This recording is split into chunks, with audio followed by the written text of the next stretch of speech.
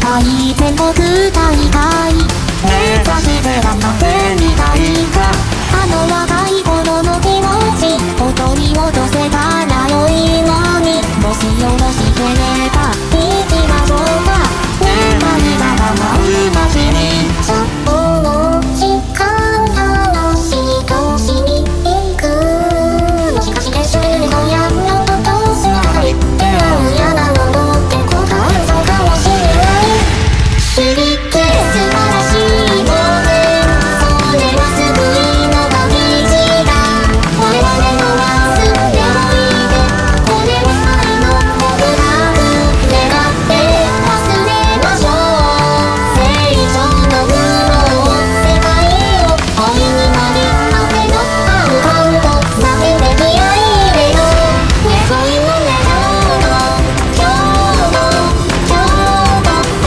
ケーション今日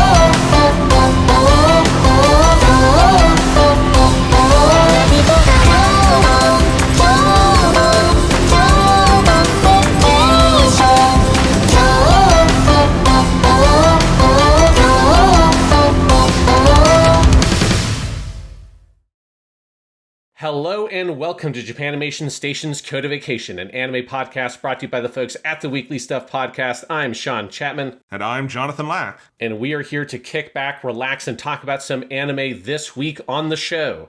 We continue part 5 of our Kyoto Vacation, Kyoto Animation's Splendid Isolation. Last week we covered what I would say is an underrated gem in the lineup of KyoAni shows with Tamako Market and the Tamako Love Story. This week, the isolation's a little bit less splendid than usual because we are covering what is widely regarded, and I certainly regard as one of the messiest, if not the messiest KyoAni show that certainly I've seen, Beyond the Boundary, or Kyokai no Kanata in its Japanese title, not to be mistaken with Kata no Kyokai, which I get those two Japanese titles mixed up all the time. This is a weird show that is a big departure in a number of different ways for KyoAni, and I found it fascinating to rewatch it as someone who was very mixed on it originally, and I'm still mixed on it. Jonathan, your thoughts? I think it's a bad show. I think it is interesting as an experiment in seeing what it looks like when you give frankly garbage story material, just gibberish, flat characters, kind of nonsensical, kind of nothing there. When you give something like that to some of the world's greatest artists, what happens? Because I said it's a bad show. It's hard to be too harsh because it looks like a KyoAni show. Yes. And it is gorgeous. And like, I'm scrolling through some of your screenshot galleries, Sean, and frankly, the show is easier to enjoy in that capacity, just as very nice yes. images, as GIFs, as things like that. There is not like there is no less artistry put into the show than Love, Chuunibyo, and Other Delusions or something, but this is infinitely inferior to that show, and I think it is kind of interesting. And I think even to the degree, I wrote about the show a little bit on my Letterboxd, and I was trying to like put this feeling into words, and I think what it is I almost think the material is done a weird disservice by being done by people as talented as KyoAni, because it just makes the cavernous gap between the storytelling or the story and the characters and the artistry used to bring them to life, it makes that gap feel so big. I think I would probably be less harsh on the show if this just looked like the normal or subpar anime that it frankly is at its story level. If it was just kind of an unremarkable, people's hair didn't flutter beautifully in the breeze, the action scenes didn't, freeze frame into the most elaborate action cuts you'll ever see. If the mediocrity of the animation matched the mediocrity of the source material, I don't think this show would have kind of gotten under my skin in the way it did, where I'm pretty annoyed at it. And I don't know if I would be if it looked like garbage and was also kind of garbage as a story. Yeah, I think I'm probably not as harsh on the show maybe as you, although like your reaction sounds a lot like kind of how I think I felt when I originally saw it, which is around the time when it originally aired, where it was this show that like, it's a show that's hard to approach in terms of discussion in some ways, because it's like, it's hard to think of another piece of media that is so incredibly unbalanced in terms of its strengths and weaknesses. Like, it's so lopsided because the animation is so exceptional. I mean, it is, if you look at the other shows that came out in 2013, there's a lot of really good stuff that came out. Certainly stuff that, in the whole, is far better than this show. Like, Kill la Kill was 2013. Attack on Titan Season 1 was 2013. If you're looking for, like, other kind of action-y shows. Those are probably like the really big heavy hitters. Gundam Build Fighters, for our interests, that was 2013. But this show looks way better than any of those. The only, like, Kill la Kill maybe can kind of go toe-to-toe with this. It's just Kill la Kill is stylized in a very different way, but it's certainly very exceptional in how it executes its style. But other than that, I mean, there's nothing that looks anywhere near as good as this on TV, other than Tamako Market, which of course is kind of like a weird thing to compare because it's the same studio. But it's like, it's crazy how gorgeous the show looks in so much of its runtime. But at the same time, yes, the story is incredibly frustrating because it is like, it's very generic in many ways, in ways that KyoAni has not been, in terms of the stories they've adapted. It is very much a run-of-the-mill action fantasy show, that, like, I think KyoAni is trying to find places to pull out something from that. And I do think there are moments in the show that I think I appreciated on a second viewing years later than I did originally. And there's, like, the middle stretch of the show I enjoyed a lot more than I remembered. That there are some moments in some episodes where I can see a vision of a different show that, if it leaned into some other elements, could have been very good. But that's not the show that this is. And so it just is sort of this weird, messy fantasy action show that stumbles into a lot of the same kinds of pitfalls that I think a lot of these shows, especially ones that only are 12 episodes long, run into. And it's just, the story is incredibly messy. Most of the characters come across as very flat. There's a big protagonist issue here that we'll talk about, that, like, I just despise the protagonist of the show on, like, a deep level. And that's, I despise most of the characters. I do not like this cast. And it's a weird thing when you get to the movie, which we're also talking about today, and the movie feels like K-On! The movie or Tamako Love Story, in, like, there's a little bit of a, here's all your favorite characters back again, but now it's a little more heavy and blah, blah, blah. I'm like, I hate these people. I don't want to see these people. Why is the guy who wants to fuck his sister all serious now? Get away from me, you gross motherfucker. That's kind of my reaction to the characters of this show, was revulsion for a lot of it. Yeah, I mean, I kind of like Mitsuki and Mirai, okay? Yeah. Like, I like those two characters just fine. Like, I don't like what the show does with them, but I think, like, in a vacuum, like, not to get too ahead of myself, like, the only episode of the show I really enjoyed was the Yamada Naoko episode, which is just those two characters, basically. It's just them, and I think it's by far the best episode of the show, because those are the only two characters I kind of like, other than I like the character voiced by Kawasumi Ayako, because she's voiced by Kawasumi Ayako. That's a different thing. But yeah, it's just a very weird, incredibly uneven show with incredibly gorgeous production values, some really beautiful moments of direction as well.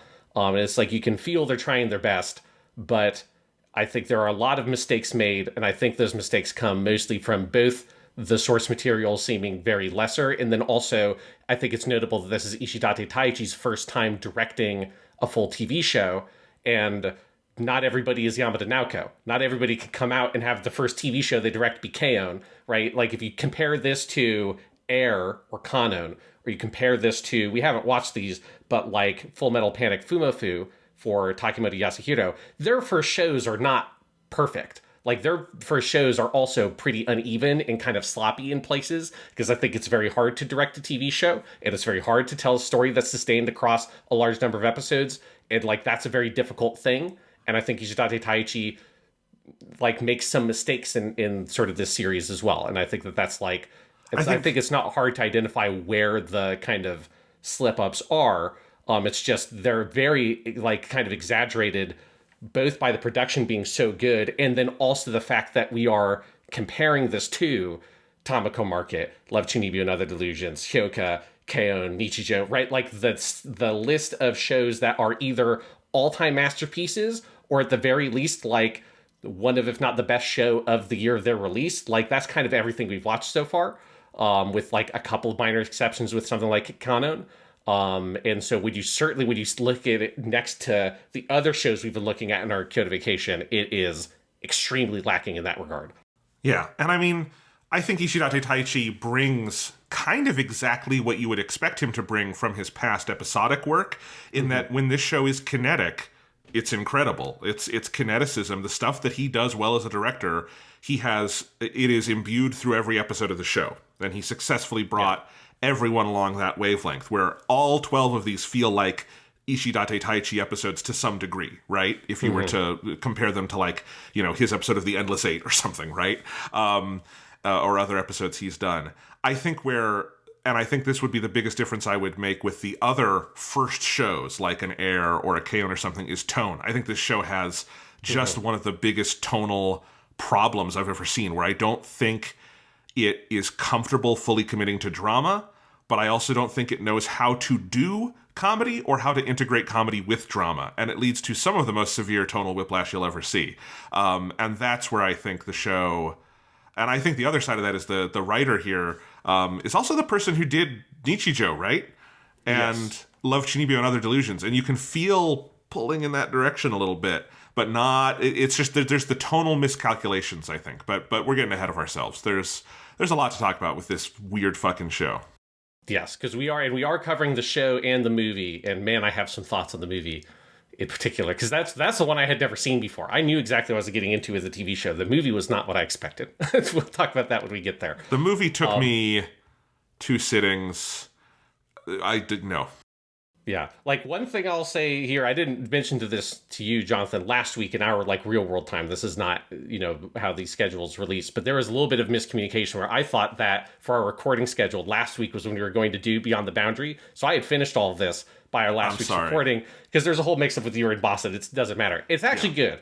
I would have come into this podcast so fucking hot last week off of that movie that I'm very glad I got to sit on it. The things I'm upset about with that movie and some of the choices they make are still, they burn bright. But I feel like I'd be a little bit more coherent than I would have been. But yes, this is a show and a movie that they're very weird and very interesting. So Sean, are you going to tell me that an amnesia plotline was not the best place to take Beyond the Boundary for its follow-up movie? Yeah, we'll get into it. We got to talk about the TV show first. Let's do it.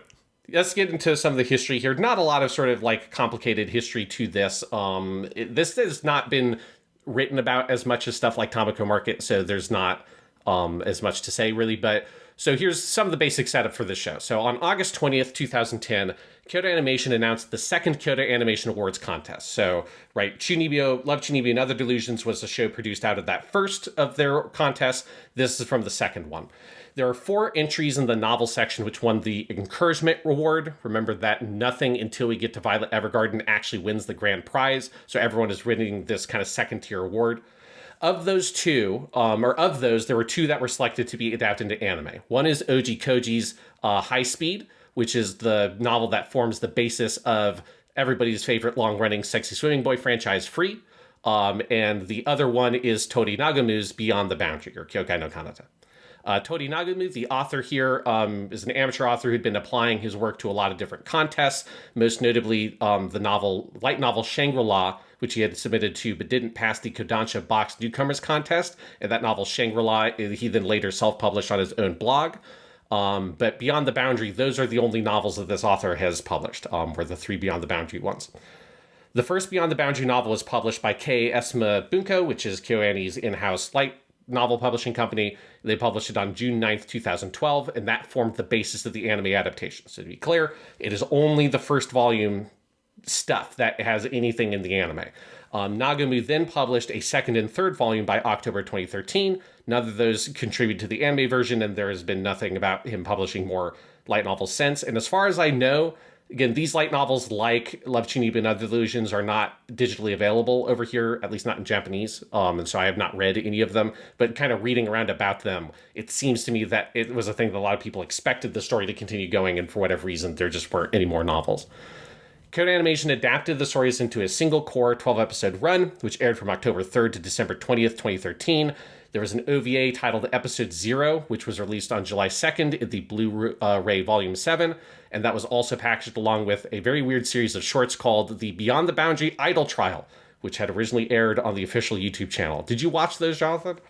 No, I could not bring myself to watch more of this show. I'm just gonna guess. I'm just gonna guess there were more jokes about the guy fucking his little sister. I'm just gonna guess. There's an entire short where he is naked other than his scarf, which covers his junk. It is weird. Those are weird as shit. The whole premise for the Idol Trials shorts is that the main female characters, basically, or the main female high school characters, not the adult ones, are all chibi-fied, and they're like 3D, and they are like holding court to judge the different characters in the show, which is a premise that would be good if like the show had enough self-awareness about what is actually awful about most of the main cast members, but it doesn't have enough self-awareness to actually bring the characters to task. If they did, the movie would be a different movie.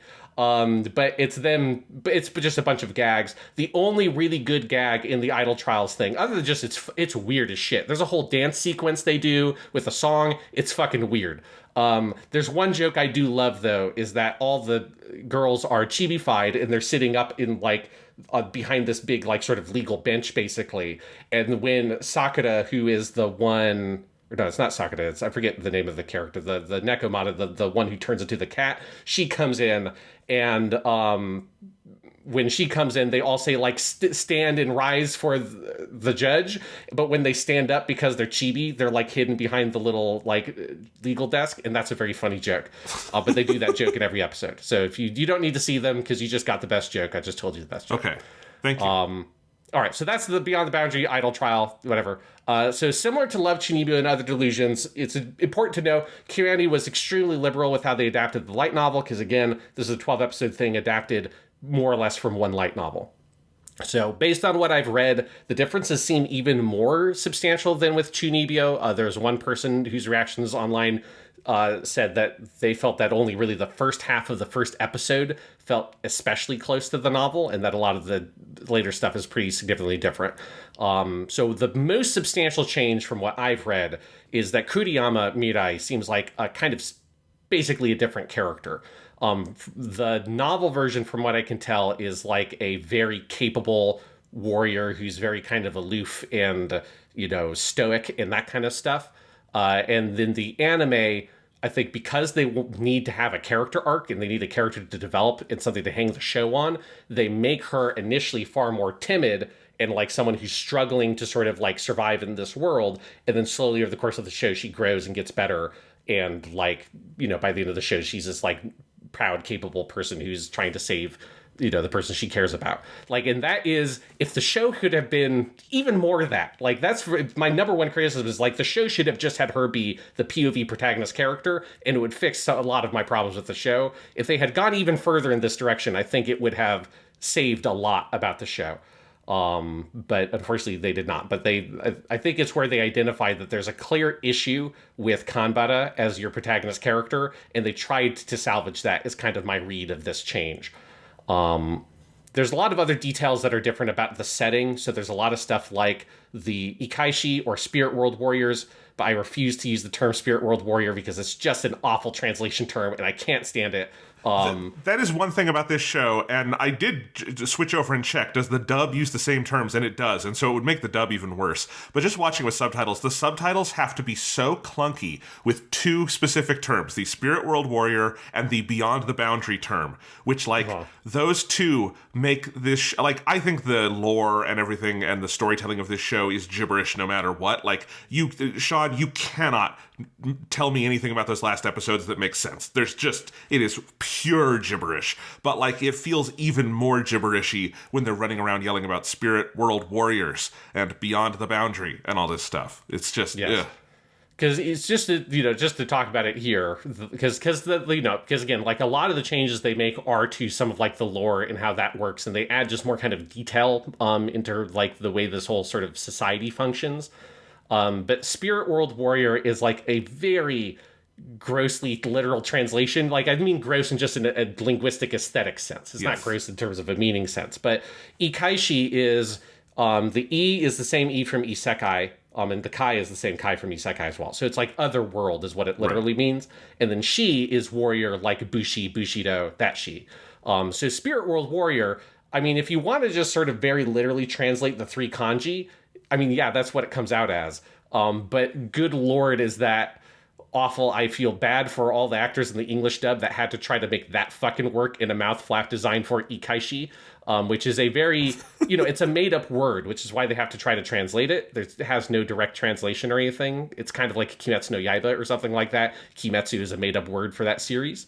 But good lord, Spirit World Warrior is an awful, just clunky thing. And I just don't understand why they didn't call them exorcists, which is the closest. Yes. Like, if there's an English word you could have just used, it would have saved everybody a lot of trouble. But they went with Spirit World Warrior. Or you could have just called them Ikaishi. I'm going to call them Ikaishi because that's a lot easier to say, and I prefer it. I like exorcists. Isn't that what Jujutsu Kaisen does? I feel like there's Yes. a recent show that does something similar, that there's a different Japanese word, but they just use a cool English-sounding word. Yes, because that's what they are. There's like weird monsters that invade our world, and you defeat them. You're exorcists. There you go. But yeah, a lot of the details of how the Ikaishi society and all that stuff works, of like Yomu drop gems and you sell the gems and all that kind of stuff, like that's all different. It seems like the whole thing of like how fully integrated like peaceful Yomu are with the fox girl and the cat girl and all that stuff, like a lot of that is an invention of the show in order to kind of make a more fleshed out setting. There are some other notable changes. So Mizuki, that character in the novels, from what I understand, is a support character who never fights. So the whole thing of her having Yaki Imo, who her little like cool Yomu like rabbit mouse thingy that she The best fights with, character in the show? Yes. Yes, that's an original of the anime, and it's just like, come on, Yaki Imo is the best. How could you that means it's good that KyoAni added it because you need it. In the novels, the Yui character, the character that Kuriyama Mirai kills in her backstory, in the novel, she was a mentor Ikaishi instead of just being a friend, which I think that's also part of the whole difference to Kuriyama's character, that she does not clearly have ever had anyone who teach her Ikaishi sit in the anime, so that's a big difference. And then also you have Yui's sister, Sakura. She is an anime original character.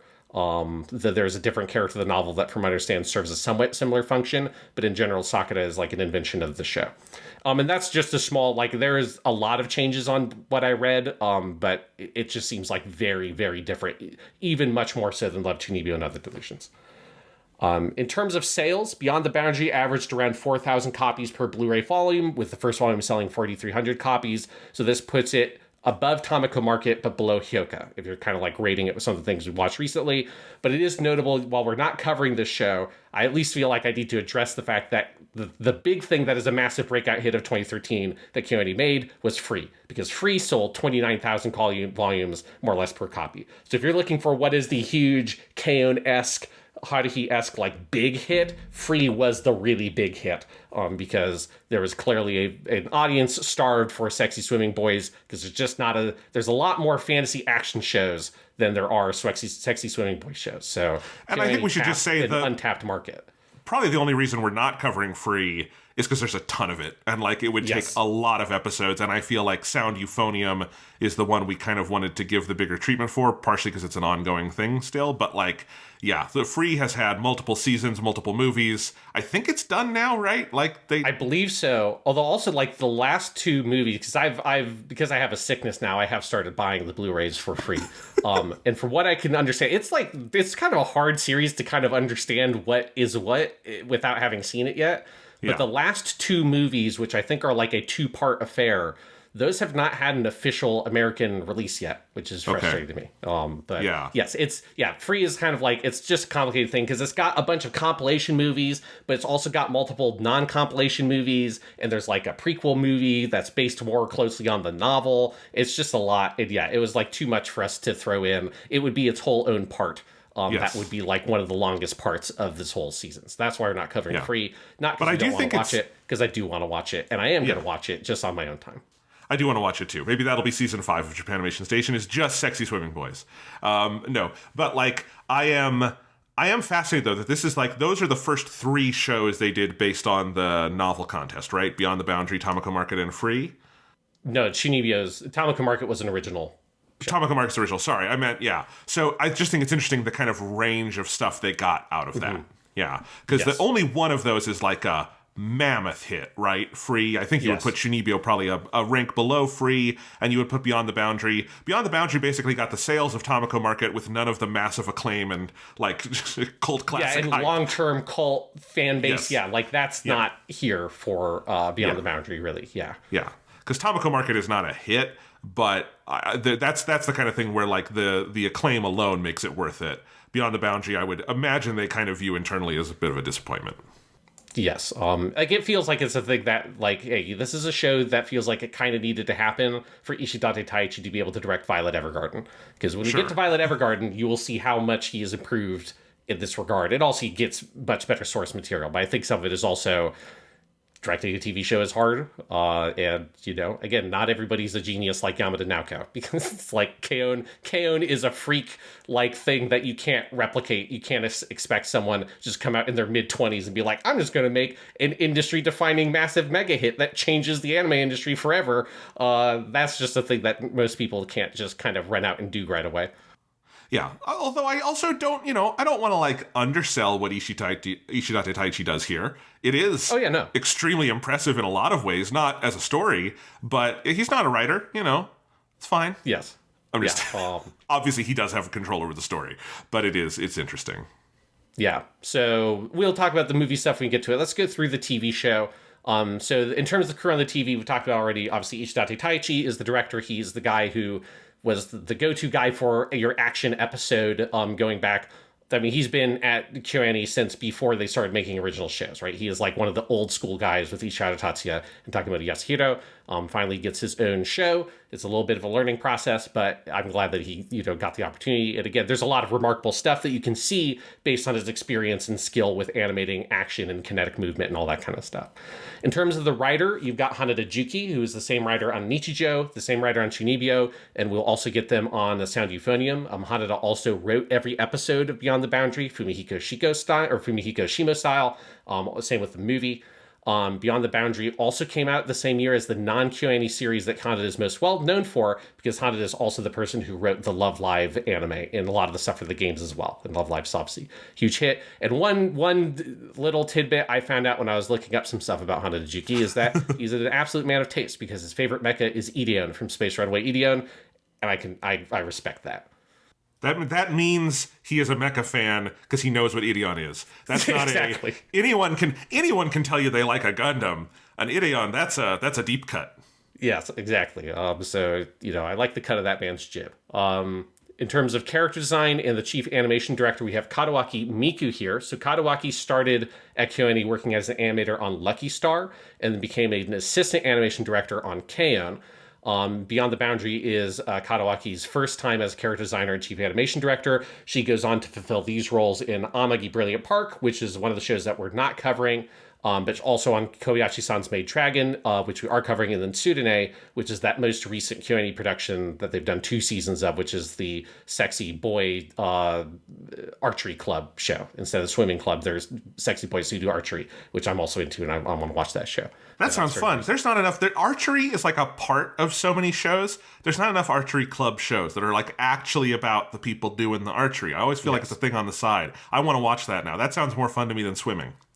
Yes, but you don't. Or at least I assume you don't get as much like shots of their abs, because they have the whole like get up on. So they're not going to be mostly naked, covered in water. Probably not.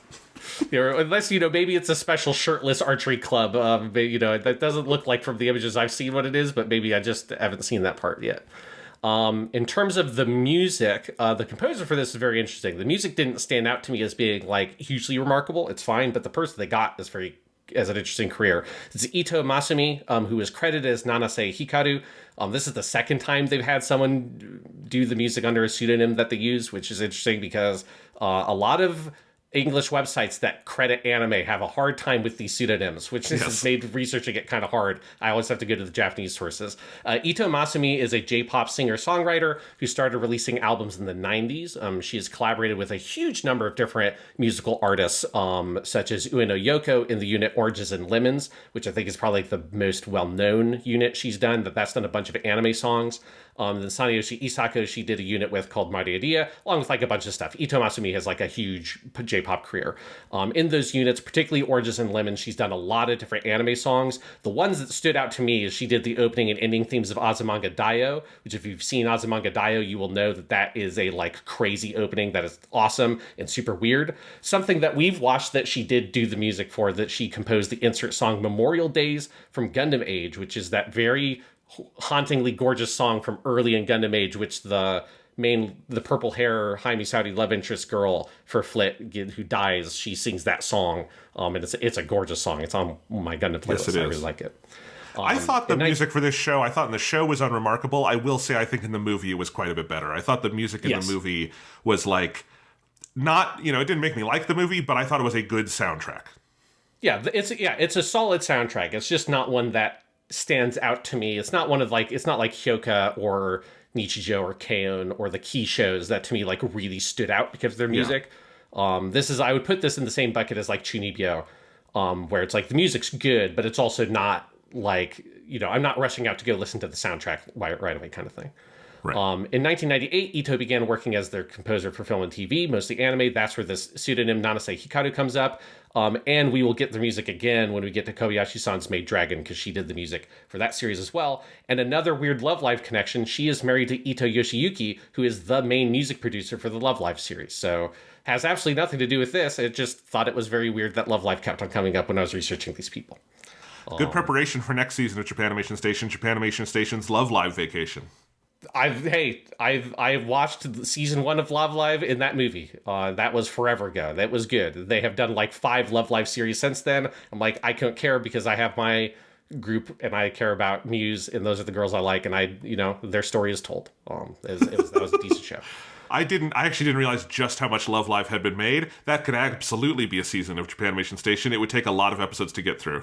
Well, Love Live is like Sunrise's other big pillar in modern anime. They've got their Gundam shit and they've got their Love Live shit, and that's like where Sunrise makes the big bucks. How have they not mixed those? How have we not gotten... how Gundam Build Fighters took a sports anime and put Gundam in it? How do you not have Love Live Gundam?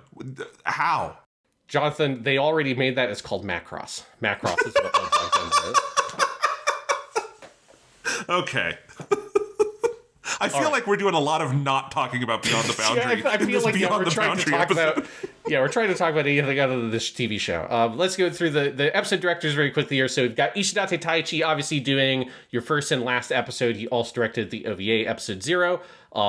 Episode 12, the last episode, is co-directed by Ishidate and Ogawa Taichi, but the storyboards are all Ishidate. I imagine that co-direction is because that last episode has a lot of very complicated animation. Yes, it does. So it makes sense you kind of split some of that up. Takemoto Yasuhiro does a lot on this show, and very good because all 3 of his episodes are great. He does episodes 2, 4, and 10. Kitanohara Noriyuki did 2 episodes, episode 3 and 7. Yamada Naoko is here for 1 episode, episode 5, but I think episode 5 is probably my favorite episode. It's also the episode where like nothing happens in it, but it's the most K-On! Episode of the whole show. And then you have Ogawa Taichi does episode 6, which, man, that's a fucking episode. Put a pin in it. We'll come back. That's the episode that I remembered in extraordinary detail. Most of Beyond the Boundary, I had very vague memories of, other than I remembered feeling the show was felt messy and incomplete. I remembered episode 6 very precisely. Otarika did episode 8, Kawanami Eisaka did episode 9, and then Kigami Yoshiji does episode 11, which also makes sense because there's a lot of very complicated animation in that episode as well. So it makes sense that you'd kind of give that one to him. So again, mostly like no big new people or anything in terms of episode directors, sort of your regular batch of our kind of second wave of directors here with some of the old school people. I did. It was, you talked about Yamada Naoko, and it was kind of a K-On! Episode. I got through about half that episode. In the back of my head, I went, let's look for the Yama kanji at the end of this one. And the director goes like, because her name is easy to read, even if you don't know a ton of kanji. And I'm like, let's make sure this has to be her, right? And I'm like, that's her episode. Some people, again, some KyoAni directors, their fingerprints just are all over whatever they do. Yes. Yeah, if you have a lot of shots of during a conversation where you just see the reflection of a character's face in a coffee cup, it's probably Takemoto Yasuhiro. He really likes those shots. Or, Yes. I mean, the other one for me was episode 4, which I think is one of the better ones in this show, Yes. purely for its direction. The story is whatever. But that is, I knew about halfway through this has to be him, because it is basically like the fantasy anime equivalent of his weird sketches on Lucky Star and Nichijou and stuff, of just, it's him letting his freak flag fly, and I love it. Yes, yeah. Whenever it gets particularly freaky, you know the Takemoto is on Yeah. some shit for that one. Yes. That's why, like, I kind of half suspected that he did those idol shorts at a certain point. So I'm like, this is getting really weird. As far as I can tell, he didn't, because the credits on those are very incomplete, but I did see his name on those. But yeah, there's definitely some that you can tell pretty quickly who did what. Yeah. All right, so that's our history and our cast and crew here. How do we talk about the show? Yeah, how do we talk about this show? I mean, so, okay, the first 4 episodes form a little arc. You could put them into a movie. You would call them what's the beast they're fighting? The, like, dark... Hollow Shadow? The Hollow Shadow. It's the Hollow Shadow arc. And I thought those were fine. I didn't think they were great. I thought it was like, oh, this is kind of an interesting piece of world building in that it is so flat. There's all this like fantastical stuff going on, but nobody is reacting as though it is fantastical. It is Yomu action, but in kind of a slice of lifey package. And episode 4 is that Takemoto episode, and it's very spectacular and, you know, has a lot of heavy stuff in it. I'm like, okay, none of this is great other than some of the animation, but I'm like, this is fine. I can kind of deal with this. Although I also had the feeling throughout those 4 that, like, this is the gibberish anime that Rika is imagining she lives in Love, Chuunibyo, and Other Delusions. That is the thought I kept happening. Whenever they got into action, I'm like, this is what Rika is seeing. This is if you asked Rika from Love, Chuunibyo, and Other Delusions to write down the anime she thinks she's in, she would write something like Beyond the Boundary. So it's fine. Then you have episode 5, which is the Yamada Naoko one, which is a nice little story, as you said, about 2 of the main female characters. And then you get episode 6. And I might just need to talk about episode 6 right now, because it is the one that breaks the show for me, from which the show cannot recover. Because episode 6, I think is probably the show's best episode, but I think it is also the show's worst episode. It is both of those things. It is the liveliest, it is the lightest on its feet, it is easily the most memorable, it's the most engaging, but it is also such a colossal tonal outlier, where, like, you go from the Hollow Shadow arc is about how, you know, Kuriyama murdered someone and she has all this guilt and she feels terrible, and there's this Sakura lady who wants to kill her, and, you know, you've got your immortal boy who turns into and all this, like, dark, heavy stuff. And then we have, it's an episode of Nichijou. It's a Nichijou sketch stretched to 22 minutes. It has no, like, layer of reality. It is completely out there, bonkers, pitched to the cheap seats, insane. And it just breaks the reality of the show so wide open that I'm watching these in a row, and you finish 6 and 7 starts, and it is Kuriyama angsting over the girl she killed again. And that is the one where they deal with Sakura.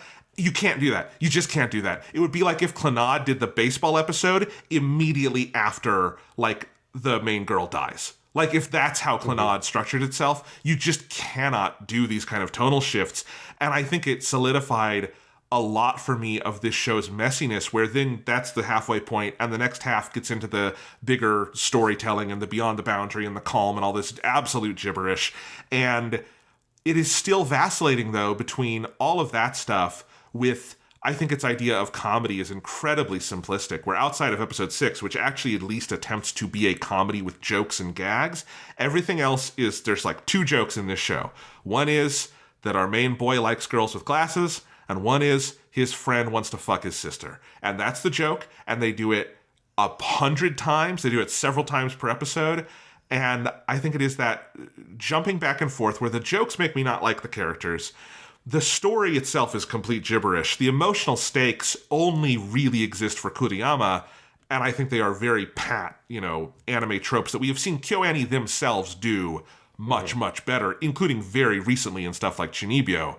My thoughts are probably sounding messy here, but it's an incredibly messy show, and I just think the show breaks itself in this sense that I don't think this show knows really what it wants to be. You cannot have a show that has, like, episode 6 existing next to this other stuff and say this is a show that is confident in what it wants to do.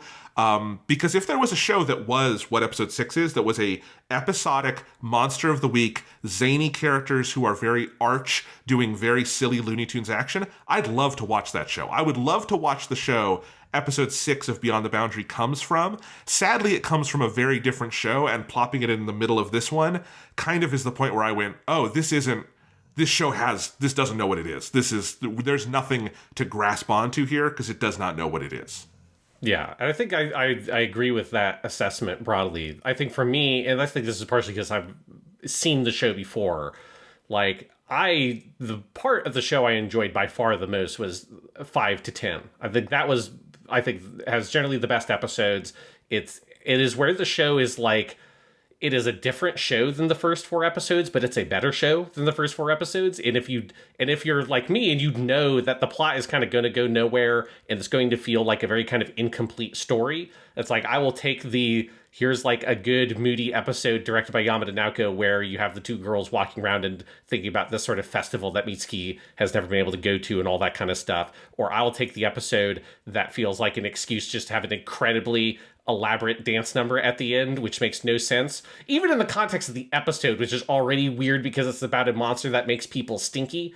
Like, it's a weird episode. The dance is so unjustified. It is hilarious, but it is an incredibly well animated sequence. It feels like a thing that they wanted to do for whatever reason, probably because like this kind of school idol stuff. You know, this is the year that Love Live is getting big. That was getting really huge at this point, partially because KyoAni has created the environment in which things like Idolmaster and Love Live are now becoming huge hits, that maybe they're like, oh, everyone's doing their big dance sequence, let's do a big dance sequence. And maybe they started prevising that way ahead of time and then had to figure out an episode to fit it in. I don't know exactly how that worked out. They did later make an entire music video with even more animation in it, which is also on the Blu-ray, which is maybe the best thing in the entirety of Beyond the Boundary, is just that music video.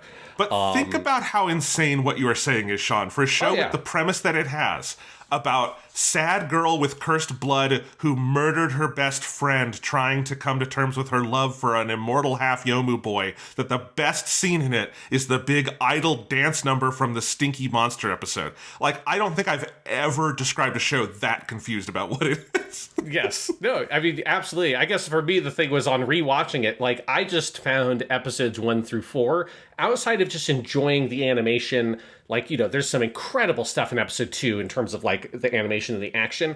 Like, that stuff is very enjoyable and there's a lot of visual splendor. The story in the first 4 episodes I just find incredibly dull. It's the most cliche, like, fantasy action bullshit ever, but they have no idea how to do any of it. And I think it comes to, there is a really big protagonist POV problem at the heart of the show, which is that Kanbara Akihito, who is our POV main character, the half Yomu guy, he is our POV protagonist character because it feels like he has to be, because it's like, because the guy is the character who's the POV character in this kind of show. It just feels like, and obviously that's what it is in the light novel. And so it just feels like it sort of has defaulted to that, even though everything about Mirai makes her the character who's so clearly supposed to be it. And not just because it's the classic thing of where you've got the sort of bland male protagonist who sort of gets thrown into this situation, and then the female protagonist who's the one who actually is involved in the main plot line. Like, that is a trope that is as old as time. I mean, a huge number of KyoAni shows exist in that sort of sphere, where it's like, here is the one who actually is sort of invested in the main plot line, and we have our sort of male protagonist who's the POV character, and we're through that POV is how we're accessing that story, but the female character is the one who is actually the one who's most active and around whom all the special stuff in the world revolves. Like, that's a very normal kind of thing. You know, I get a little bit annoyed at how often that trope can get used, and it can be used very poorly, but whatever. It's a thing you expect to see in a lot of stories.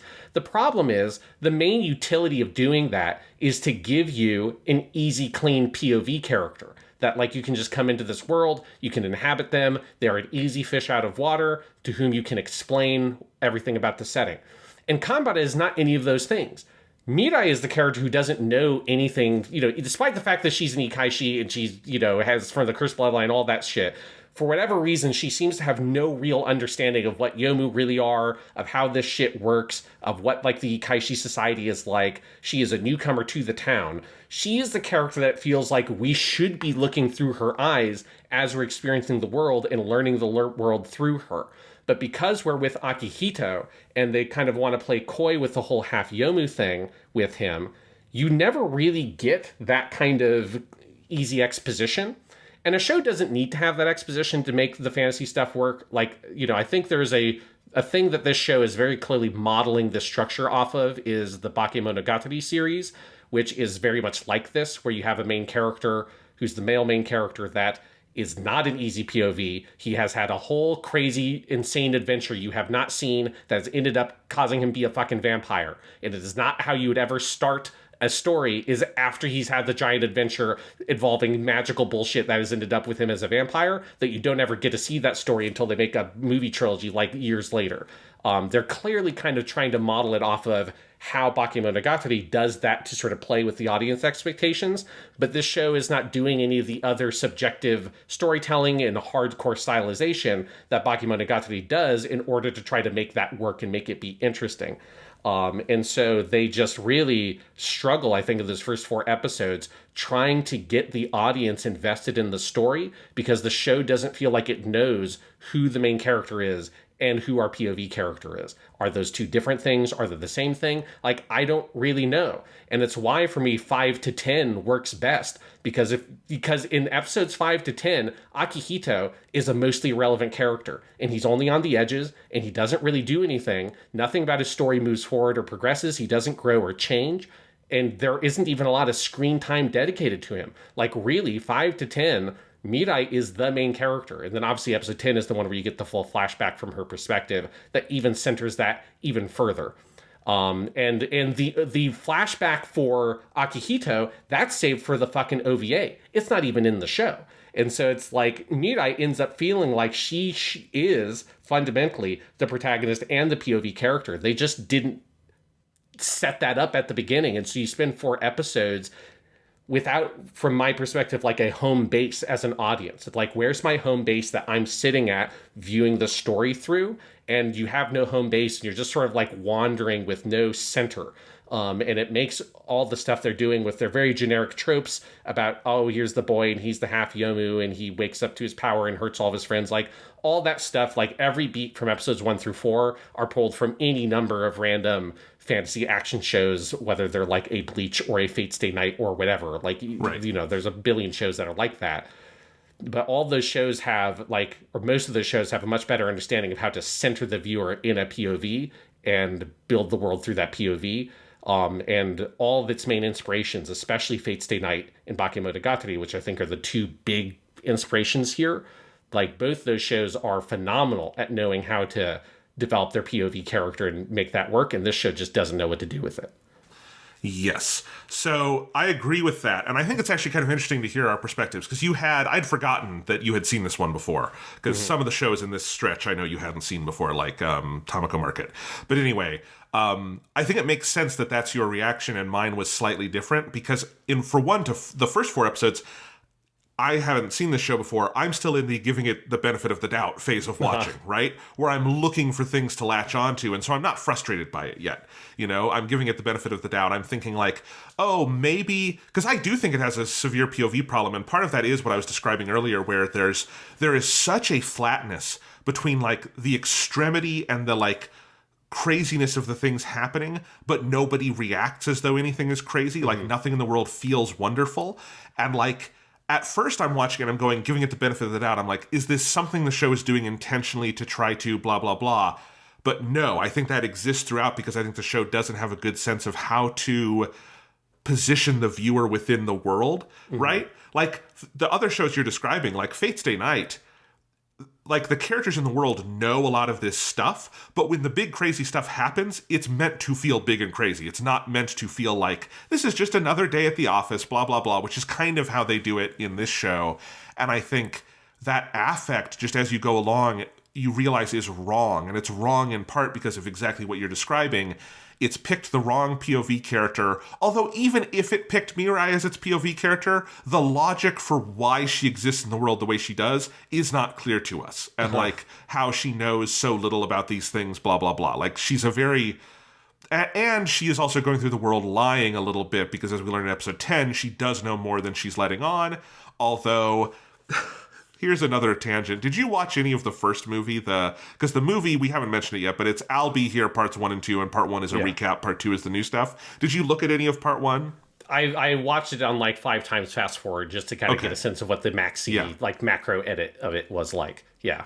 Yeah, I watched parts of it, and it actually disappointed me, because I actually think if you put a little more work into it, you could take these 12 episodes and make a pretty decent 2-hour movie out of them, or like a better 2-hour movie, because what they do is they reposition the scenes from episode 10 at the beginning so that it starts out from her perspective, and I immediately sat up in my chair and went, oh, this could work. This would be way more interesting if, like, it's her perspective and her dilemma is not only, like, figuring out this world, but falling in love with a boy she is trying to kill, and she's lying to him, and she's lying to the people who hired her. That's a character arc. And I went, oh my God. And then 5 minutes into the movie, they drop that completely, and, like, they just play the scene from the beginning of the show with his weird narration about suicide, and we're back to his POV, and the movie is very undisciplined about how it is actually structured.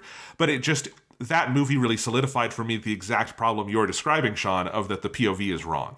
And so I think that is the issue. And then you have episodes 5 through 10. And I agree, probably the best parts of the show are in that stretch. I also think that is where like 7, 8, and 9, those episodes, I could not tell you what happens in those episodes. Like, I know the calm starts. I think 7 is the one where she and Sakura become friends again. I don't know why they become friends again. I looked at the scene twice. I can't tell you exactly. There's something about a bell. I don't know. I couldn't really tell you what is going on there. 8 and 9, the calm, I don't give a shit. But, like, I do agree that because Akihito is put in the background and he sucks and we're not really focusing on him for those 5 episodes, they are probably better episodes. They're also where you have the tone blow up completely because of episode 6. And you get to episode 10 and you realize, oh, we were watching the boring side of this story. That sucks. And also, Mirai's behavior doesn't fully make sense now that we know this about her, and they're never going to resolve that, are they? So even when it's good, it's frustrating. Yeah, absolutely. Yeah, because it's like, it's this thing where you can see pieces of a much better show, but it's also like, it's too much for a compilation movie to actually fix unless you're willing to do a lot of like new animation and some new scenes. I think that's the thing the compilation movie runs into, is I think they kind of understand, maybe after they finished making the TV show, I suspect a lot of the people working on it kind of realized after the fact, shit, like if we did it this way or that way or the other way, this would be a lot better. But the budget for that, they made, like, those 2 movies came out literally like a month apart. So it's not, they're not making 2 90-minute animated films. You'd have to do too much work. So instead, the compilation movie is mostly episodes 11 and 12 with just a like series of scenes building up to what episodes 11 and 12 are. And yeah, so it is just a thing where the show is so confused. It's so kind of like lost amongst itself of like what kind of story is it trying to tell and who is the main character. And you can tell based on like a lot of those big changes they made to the characters that they're aware that this is, I think, clearly a problem in the source material. I haven't read it, so I can't make too strong of a claim of that, but it feels like watching the show and looking at and reading the things I read about people who did engage with both versions, that it feels like it's a problem with the novels, is that the main character is exceptionally bland because he's just cut. He's bland even for bland main characters. And so there's an issue there. And I think Kuriyama Mirai is just a more interesting character. And so they tried to make her more of a protagonist, but they didn't commit enough, or they didn't go far enough. And I suspect that if they did go far enough, at a certain point, you maybe couldn't even call it based on Beyond the Boundary anymore, because probably it would be so different that they just would have no resemblance to the novel it supposedly comes from in the first place, which is its own kind of issue. But yes, it definitely, it's a very strange thing. One thing I want to pick up on that was in your kind of big unpacking of your issues with the show is our 2 male leads here, Akihito and Hiromi. Fuck them so hard. Fuck them. So this show goes so far with its 2 jokes it has outside of there being a monster that makes people stinky in episode 6. That's a good joke. Or having chibi versions of the girls in Idol Trial stand up, but they're hidden behind the desk, and it's a very funny visual gag. Those are 2 good jokes. Other than those 2 jokes, there are 2 other jokes in this show. And that's that Akihito has a fetish for girls who wear glasses, and that's that Hiromi has a thing for his little sister. How far you take the thing for the little sister is your interpretation of like how sexual is it versus how like I love like I like doting older brother. Yeah. Doting older brother does not include spying on her with a periscope while she's in a swimming suit, which happens in one of these episodes, where he is on the side hiding in the bushes with a periscope. That's something you only do in a horny way, not in a doting older brother way. This show goes, I think it pole vaults over that line. There's enough times where I feel like, man, if they pulled way further back on this, they could have done a much better version of this joke that you do 3 times, that he's an overprotective older brother. And yes, but they pole vault over it. It's like the only times there were like 1 or 2 where I was like, God, if the show just did this joke, this one, and it did this one, and it left it at that, it would have been fine. I think the only one that I was like, this could have been funny is he sent in a application for her to join a fake version of AKB48. That's a decent gag. Sure. But that's not like the one he loves his little sister joke they do in that episode. That's one of like 20 in that episode amongst every episode where there's like 20 of them. And then you have combat with his glasses thing, which for me is an even bigger problem because he's the main fucking character. So it's one thing to have your annoying kind of pervy side character, Master Roshi in Dragon Ball is the easy go-to, even though I don't dislike that character that much. Or there's the guy Mineta in My Hero Academia is probably like the one for the kids these days. If you've watched that show, you know that character's a fucking issue. It's one thing to have that be offset to here is this guy, and when he is in those scenes, it's a problem. It's another thing when it's your POV and it's your main character dude, and that's like he's constantly going on about it. The glasses thing, it's so much. It's so much, and I know, Jonathan, it might not stand out to you as much because if there's anything I know since you played Persona 4 The Golden, it's that you like a girl in glasses.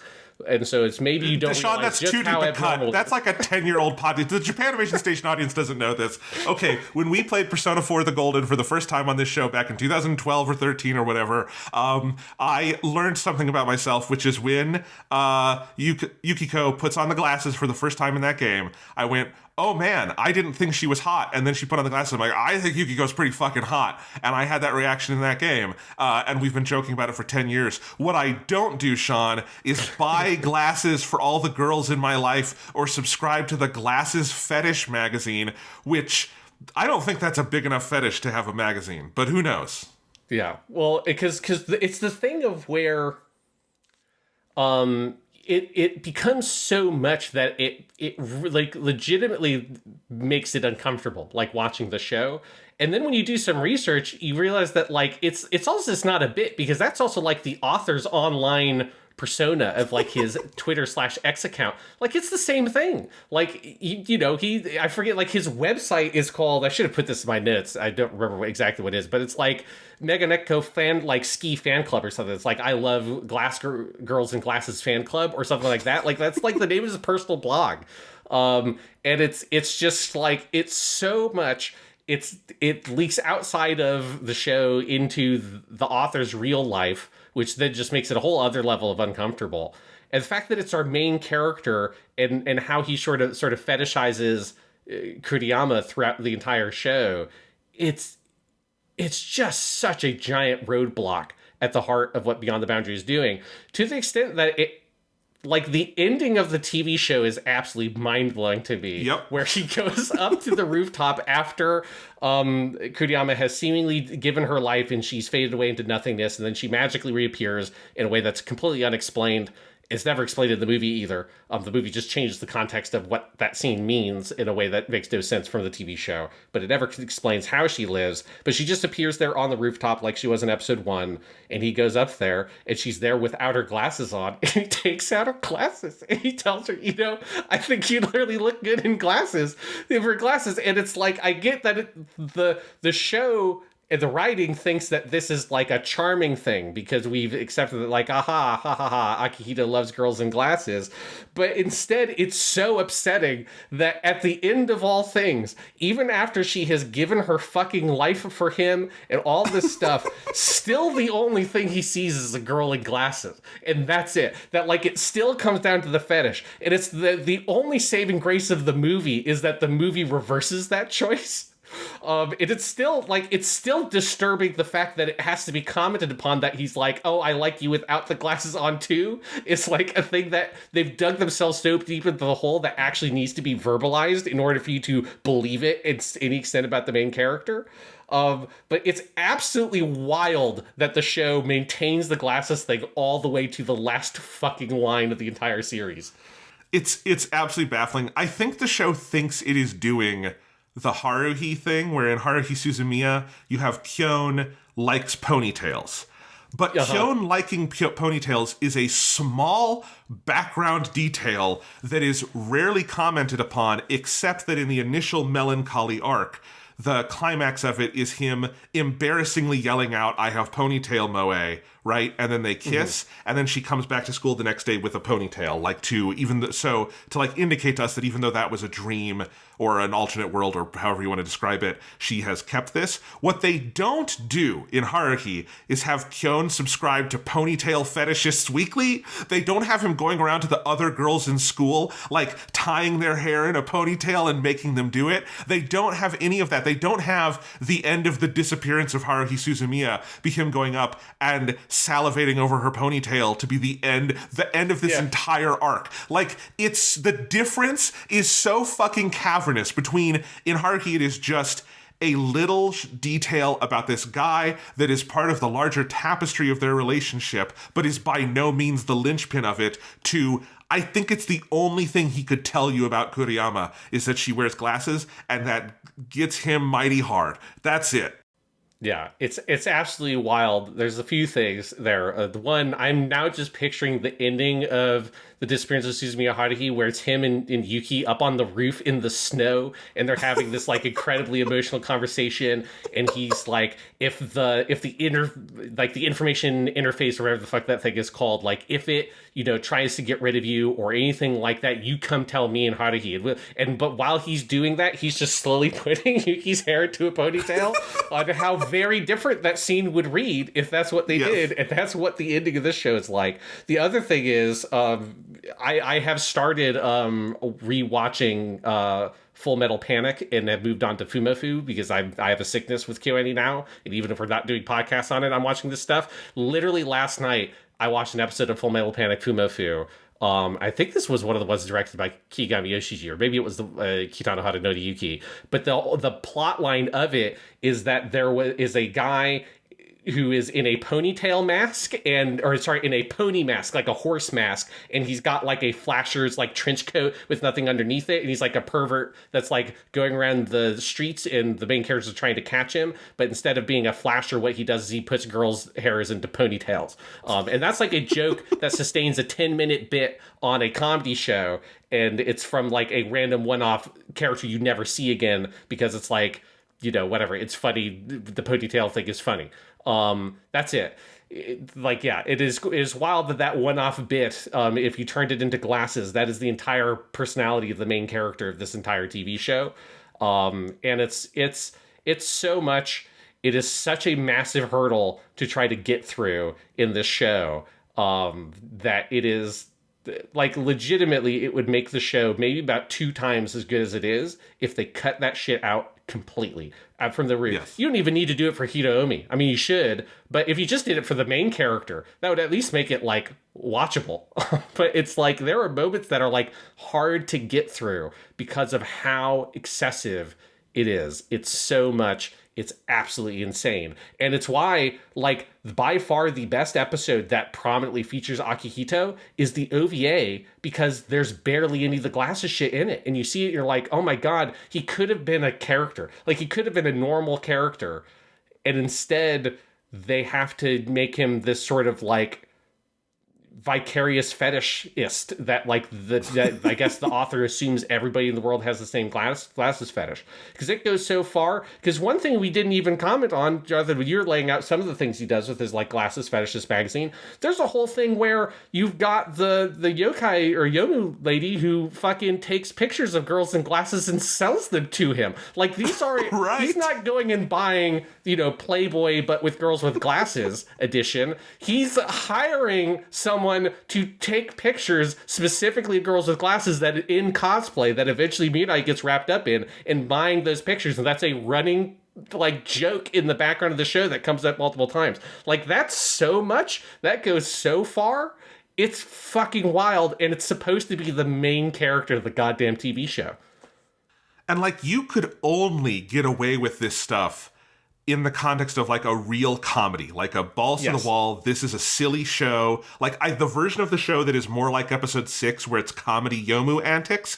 Maybe you could get away with the men are giant pervs, because in a comedy, you can be crueler to your main characters. You can write Yes. them off more. You can have them be buffoonish or something, right? Now, I think there's still maybe a line of the sheer repetition of it wouldn't work. You have to have variations on the gags, which they do not have here. But like that's the register that all of that exists in. But the show is not trying to be a comedy, other than episode 6. That's the only one whose main goal is comedy.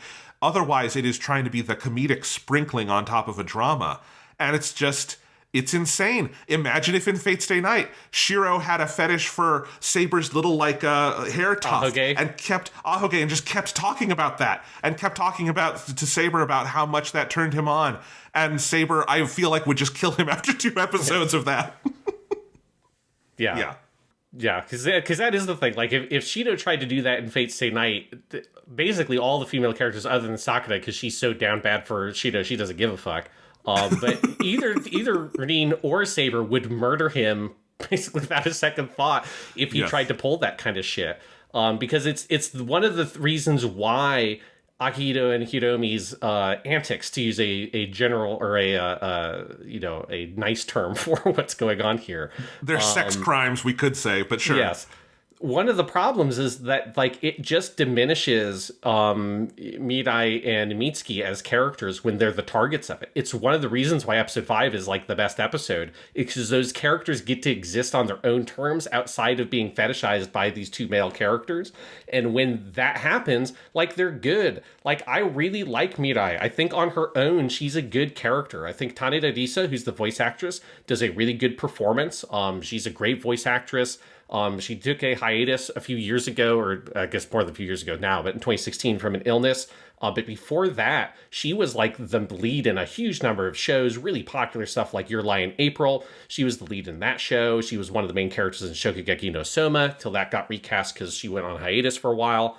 She was MASH, the main character in Fate Grand Order originally. Again, that role eventually got recast with Takahashi Rie, so people think of that character as voiced by Takahashi Rie now, but originally it was Taneda Risa. If you watch the original Fate Grand Order OVA with the original cast, like she does a great job. Like she's a great actress. She's great in the show. When the character gets to stand on her own merits, she's an interesting character that I think like there's a lot of... I think the character design maybe goes a bit too far in how it kind of accentuates too much of the like eccentricities of her, but it's at least a very memorable character design that they have a lot of good animators doing a lot of great work breathing life into that performance. And then Mitsuki as well. Mitsuki's Chihara Minori are, we're very familiar with her now because she's Nagata Yuki in Haruhi. She also sings the opening theme, and she's like, it's another great performance with another character I really love. And when she gets to be her own character and not get like creeped on by her brother, and also there's like a weird fixation with her always having a lollipop and or popsicle, which just gets very weird once you notice it. It's like in almost every scene, and that's a lot. There's a weird oral fixation there. But when it's like her in her room with Yaki Imo, or her and Kuriyama-san at the cafe in episode 5 chatting or like about their lives, and you get all this sort of nice moody stuff in that episode about Mitsuki wanting to go to this festival, this lantern festival she's never gone to, and Mirai slowly building up the confidence to get her to go there. Like, those characters can work so well, but they get reduced into just absolute nothing mush when they're seen through the lens of our two male main characters here. And it's just very frustrating because I want a better TV show for those two characters to be in because I legitimately like them a lot. But they just don't get to sort of shine in this show. I agree, and I think it runs in the other direction too, where like Ken, who plays Akihito Kanbara, and I'm not on a first name basis with him, that just is his stage name, is KENN. Like, he is very good at the kind of character I think they want Akihito to be. He is most famous for being Judai Yuki in Yu-Gi-Oh! GX, at least in anime circles, but also big music and theater career. And, like, if you've heard him on Yu-Gi-Oh! GX, like, the kind of whimsical, kind of, you know, wisecracking hero boy who is earnest, he's very good at that. And like, if you were to give him better comedy or more charismatic writing, he can be charismatic and funny.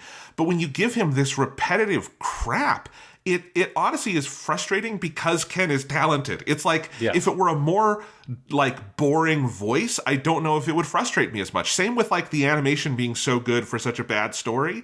It's like, God, Ken could do a good version of Kanbara, but when you're given this, it just feels like a waste of talent. And it becomes its own kind of frustration. Yeah, it is.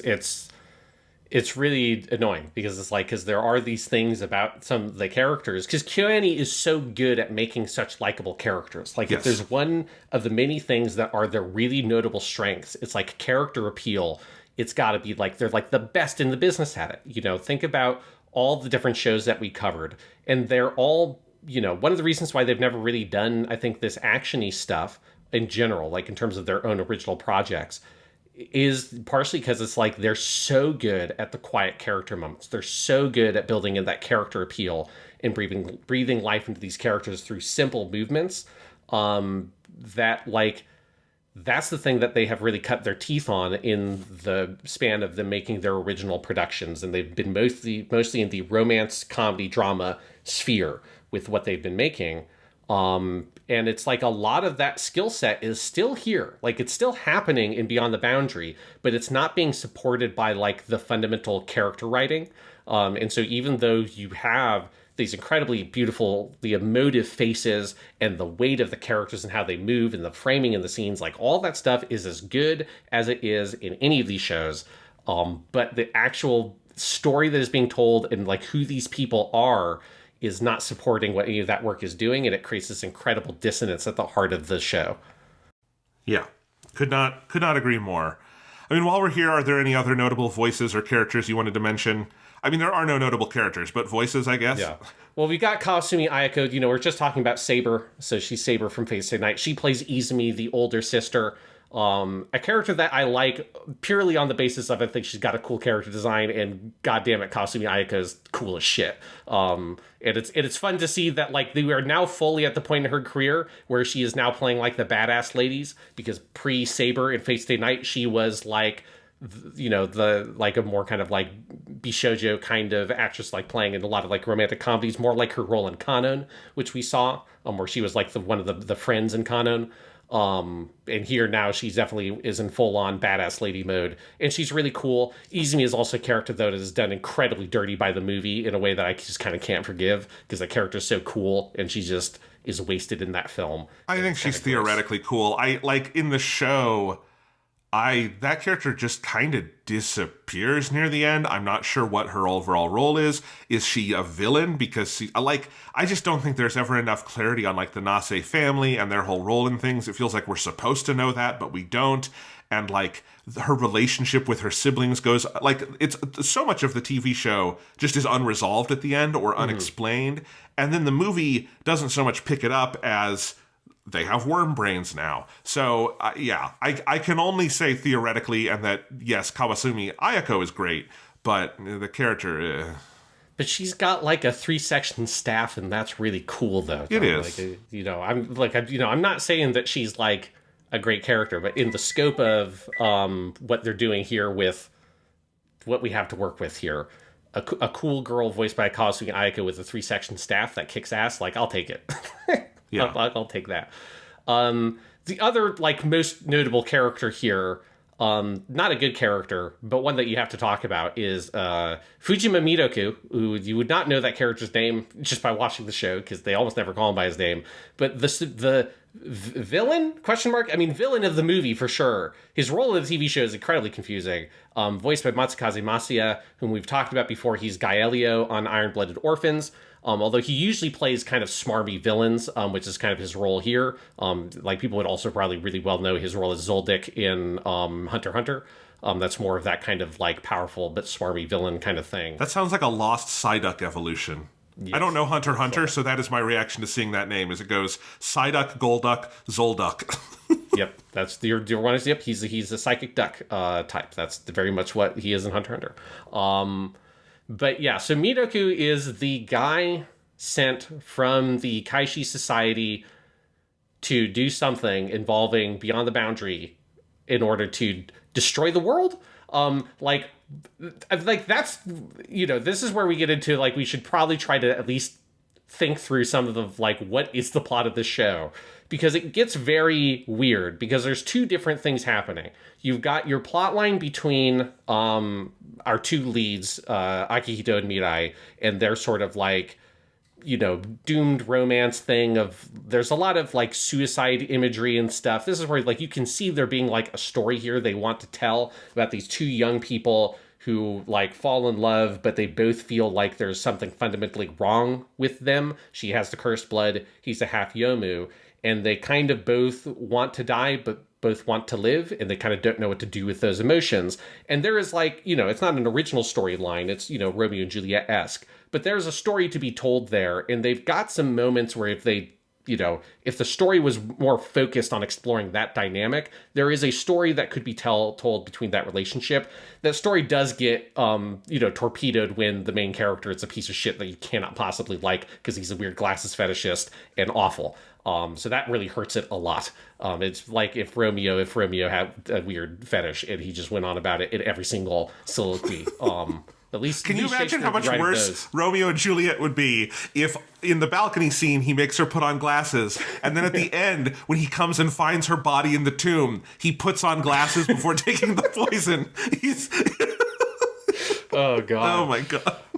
Yeah. But you have that whole plot line, which I can see what they're going for with it, but it just doesn't land. And a big thing is that it's so hard to buy the core relationship there. Yeah. But then you have this whole other plot line, which is you've got this guy, Miroku, who's sent from the Ikaishi Society here. Because Kambada has the Beyond the Boundary Yomu, which has the ability to destroy the world, which is what we're told. He wants that.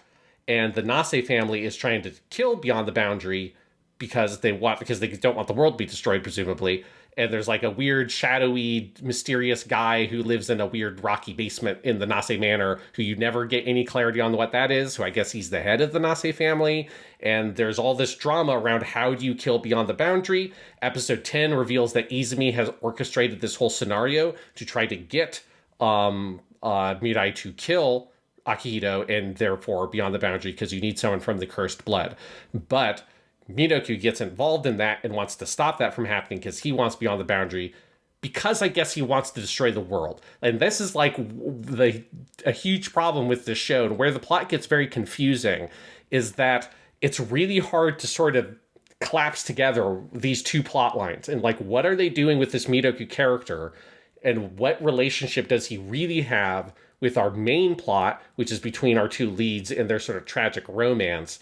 What is Miroku's motivation? What is the Kaishi Society? All that kind of stuff. It just kind of goes unresolved and unexplored, and the movie doesn't really satisfactorily explain any of those questions either. It kind of feels like it sort of punts them a little bit by making Miroku even more of a cartoonish villain, and also he's dead at the same time, and that's all gets confusing.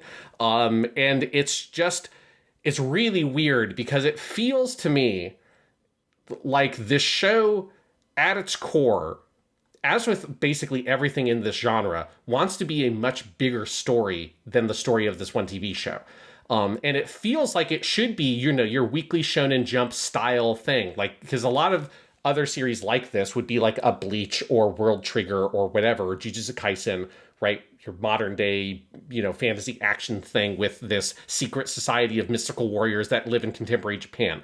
Most of those stories are your weekly Shonen Jump style thing that just go on forever, and you have your political intrigue within the secret society of all the different like super powerful ikaishi and all that kind of stuff. And it feels like after the ending of the show, what should happen is there should be like a training arc or something, because they've all realized how weak they are and they need to get better at using their abilities. And then like, oh no, now there's like a group of 10 Ikaishi who are all ranked because they have a tattoo of the number on their body or whatever, and they're for 10 to 1. And it's like, well, Minoku, he wasn't even one of the top 10 and we didn't stand a chance to him. It's like, and then number 6 shows up. It's like, oh my God, right? Like that's the show it feels like it's supposed to become, like the story that it's supposed to go on to be, because they've finished their sort of first section of sort of the meandering beginning of all of those shows, because all of those shows have a very meandering beginning of a bunch of small story arcs that don't fully congeal together, and then eventually it becomes popular enough that they become confident it's going to continue, and then you get your big elaborate huge larger story that becomes very successful if it becomes successful. That feels like what this wants to be, but it's never going to be that. It was never going to be more than 12 episodes. They never planned there to be more than 12 episodes. The movie was not in production or anything while they were making the show. They didn't have the idea for the movie while they were making the show. So there's a really weird misfit with the story that's being told and like the package in which it's being told. They don't really fit together. And so all the Miraku stuff just becomes absolute mush. And it's just feels completely meaningless and kind of a waste of time by the time you get to the end of the show. This is very true. Sean, should I just start rattling off questions I have that are not resolved and I don't understand? Okay. What is Beyond the Boundary? Why will it destroy the world? Why is it inside our main boy, whose name I'm just never going to remember because he's so bland? Akihito. I know it's Akihito, but yeah. Okay. So all of those things. Let's see. How do they actually defeat it? Because there's a lot of animation, but I don't really understand the metaphysics of any of that. Why on earth does Mirai live at the end? What happens? It seems like she's dead. They say she's dead. Then she's alive. Something about the ring. This is never explained. Why does she then have amnesia in the movie? What is Miroku up to? Why does he like juice boxes so much? That one doesn't really matter. I just think it's a funny character detail. I could go on and on. The last couple episodes of this thing, Sean, are the most gibberishy gibberish I've ever seen. It makes absolutely no sense, and at a certain point you just have to like lay back and let the images wash over you, accepting that there effectively is not a story going on. Yeah. To address some of those the best I can, of my understanding, as someone who's seen the show before and so is more equipped to try to answer them because I've watched it twice. So Beyond the Boundary is the most powerful of all the Yomu. And I think there's a thing in this show. It doesn't really explain this. This is just the vibe I get because it's called Kyokai no Kanata. The movie kind of gives you a little bit more exposition from Akihito's mom, of which we need to talk about. That a whole can of worms, yeah. Get back to that. Put a bit of that. But that makes it feel like there is some sort of, there is another world, there's some kind of mirror world made of like human emotions, and that is where the Yomu come from. And that's the Ikai in Ikaishi, right? Because it's not, or that would be the spirit world in Spirit World Warrior, right? And that is kind of the root of all the supernatural stuff, and that Kyokai no Kanata either is that spirit world or is the portal, like the gateway to that spirit world. That's very vague to me, but that is the thing that can bring about all of the death of the world. Because there is some very compelling imagery that I don't think there's enough storytelling to give enough context to. Because again, my explanation I'm giving there is me kind of really reaching for some stuff that I don't think the show does a good job explaining. But there's this whole visual motif in the last few episodes around Beyond the Boundary of this big mirrored world of like this mirrored kind of sphere in the sky that most people can't see. And there's a lot of like visual motif of mirroring that happens in the last few episodes, basically 10 through 12, that I think is like meant to be getting at some of those ideas and getting at this like, there's this other world that is sort of interfacing with ours in some way. Because one of the things it makes me think of a lot, especially episode 11, because it's directed by Kigami Yoshiji, is there is the OVA series that KyoAni did before they started making their own TV shows, which was Munto, which is in the early 2000s, directed by Kigami Yoshiji, which is not great. It's like okay-ish, but it is fantasy action, kind of like this. And the plotline of that is that there is a fairy kingdom of like magic people in this sort of parallel dimension up in the sky that most normal humans can't see, other than you have Yumemi, the main character, who begins to be able to interact with that world, and like the worlds start collapsing in on each other because Munto, the fairy king, has to get Yumemi and bring her to the fairy world in order to bring magic back because magic is dying out. And it's just like, it's a sort of simple plot in that show. It's just not or OVA. It's just not like particularly great, other than the animation looks very good. But a lot of the imagery is very similar, of the big world in the sky that's reflected and all that kind of stuff. And it feels like they're pulling on some similar visual ideas. But it just doesn't feel like there's enough meat on the bones of the actual show and the characters in particular in order for any of the kind of that imagery or symbolism that it feels like the show is going for it to really anchor to anything tangible. And it's like, I get the sense that a lot of these artists, who are incredibly talented at KyoAni, are pulling from something and trying to evoke something with that imagery of like the mirroring and the beyond the boundary, the notion of this boundary and how it connects in some way with these themes of like suicide and choosing to live and all that kind of stuff. Like, I see that they're going for it, but I just don't think there's anything there at the core that lets the audience sort of see exactly or like play with whatever thing they're going for. I think it's one of the things that's frustrating about it is like, it feels like what the show's going for is like eternally out of your reach because the fundamental character writing is so off and so awkward that you just can't get to whatever it is that they're trying to express. And so the last few episodes end up feeling like mush plot-wise, because you don't have enough of an anchor on what that stuff is supposed to be. Is it supposed to be vague symbolism? Is it meant to be something you're meant to read literally or not? Like, it's so hard to tell because the storytelling is so confused at that point.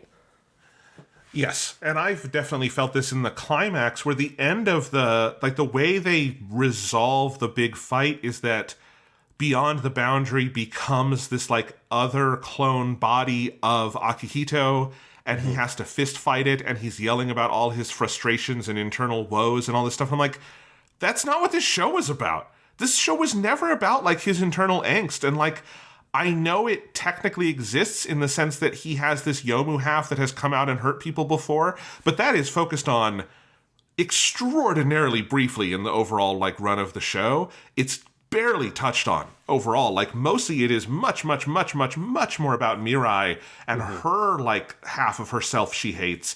You could do that scene with her. I still don't think it would be great, but like with him, it's just completely baffling. And I guess he takes it back into himself, which means great. We went back to status quo. Nothing was achieved over the course of this show, but I don't, what was the point? Yeah. 'Cause I think it is something where so much of the drama of the show feels kind of fundamentally resolved in episodes 9 and 10, where Kuriyama sacrifices herself, right, and makes the opposite choice of what happened with Yui, right, where she killed Yui in order to stop the Hollow Shadow. I keep on wanting to call it Hollow Purple, because one of the episodes has purple in the title, but Hollow Purple is Gojo's super move from Jujutsu Kaisen. I keep on getting stuck on that term. Hollow Shadow, right, and instead what she does the second time is she chooses to let this person she cares about live, even at the cost of her own life. And then you get this very confused thing where then Kamada gets upset and he goes into Beyond the Boundary to go get her, which I guess you could see that as being like representing the afterlife in some way in order to get mad at her for sacrificing her life, because it's like, well, that's not what I wanted. But there it gets just like, but somebody had to die in the situation or you were going to kill the entire world. So, it seems like she made the best choice with what she was given. And, this is something that's going to continue in the movie of Kanbani being like a petulant child who sort of like doesn't understand how like morality in the world and things like that work. Instead, he just gets upset and shouts at them. And I certainly don't think that he actually cares about Mirai or anything about her. But, you get all that in the ending as well. And it feels confusing because I just don't really know what the full point of it is, as you say. And then, that she's dead, but she's not dead.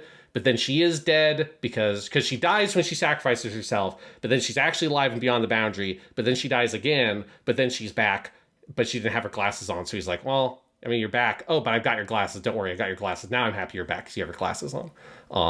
I like the ending of this show is so baffling because the only thing they give you to hold your hat on at all is this ring that he catches on his way down and then disappears and like becomes her. But there's never like a seeded thing earlier in the show where someone's like, and people's essences can be stored in important objects, and like, keep this in mind, viewers, for later in the show. It's just like it's the ending of the fucking Pokemon movie. He cries and she comes back to life. It's better in Pokemon. It's a good scene because Pikachu's all sad for his friend Ash. I care about Pikachu and Ash's relationship. I don't care about this relationship, but he's bummed out because his fetish object isn't there, and then she's back and he can make her a fetish object again, and that's the end of the show. It's just like, again, there's a lot of stuff I think they're playing with like the mirrored imagery and the other world and like the suicidal feelings of do they live or die and that kind of stuff, but it just, man, it gets so muddied with everything else that happens with the Midoku character, which that's just never...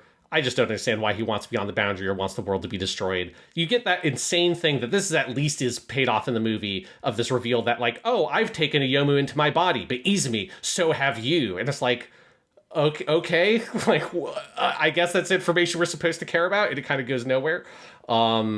It's very... whatever. And I think by the time you get to the end of the show, you're just kind of exhausted. Because also, the pacing of the last two episodes is so accelerated. There's so much action that is very visually spectacular and makes for some real great screenshots and GIFs. But in the context of the show, it feels so unanchored from anything else because they're just fighting sort of vague monsters.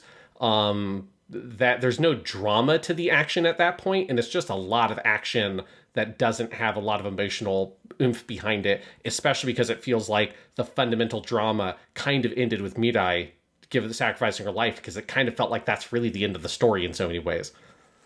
Yes, it would be a real bummer of an ending because she would have sacrificed herself for a just asshole teenage fetishist, but it is, you're right. I mean, episode 10 is definitely the emotional peak of the show, or of whatever investment I do have in it. Japanimation Station. Thanks for listening to Japanimation Station. If you're enjoying the show, please remember to like and subscribe, leave a review on Apple Podcasts or Spotify, and tell your friends. You can support the show directly on Ko-fi at the link in the description, and remember to check out the Weekly Stuff podcast, our long-running series on movies and video games and everything else on all platforms. And now, back to the show.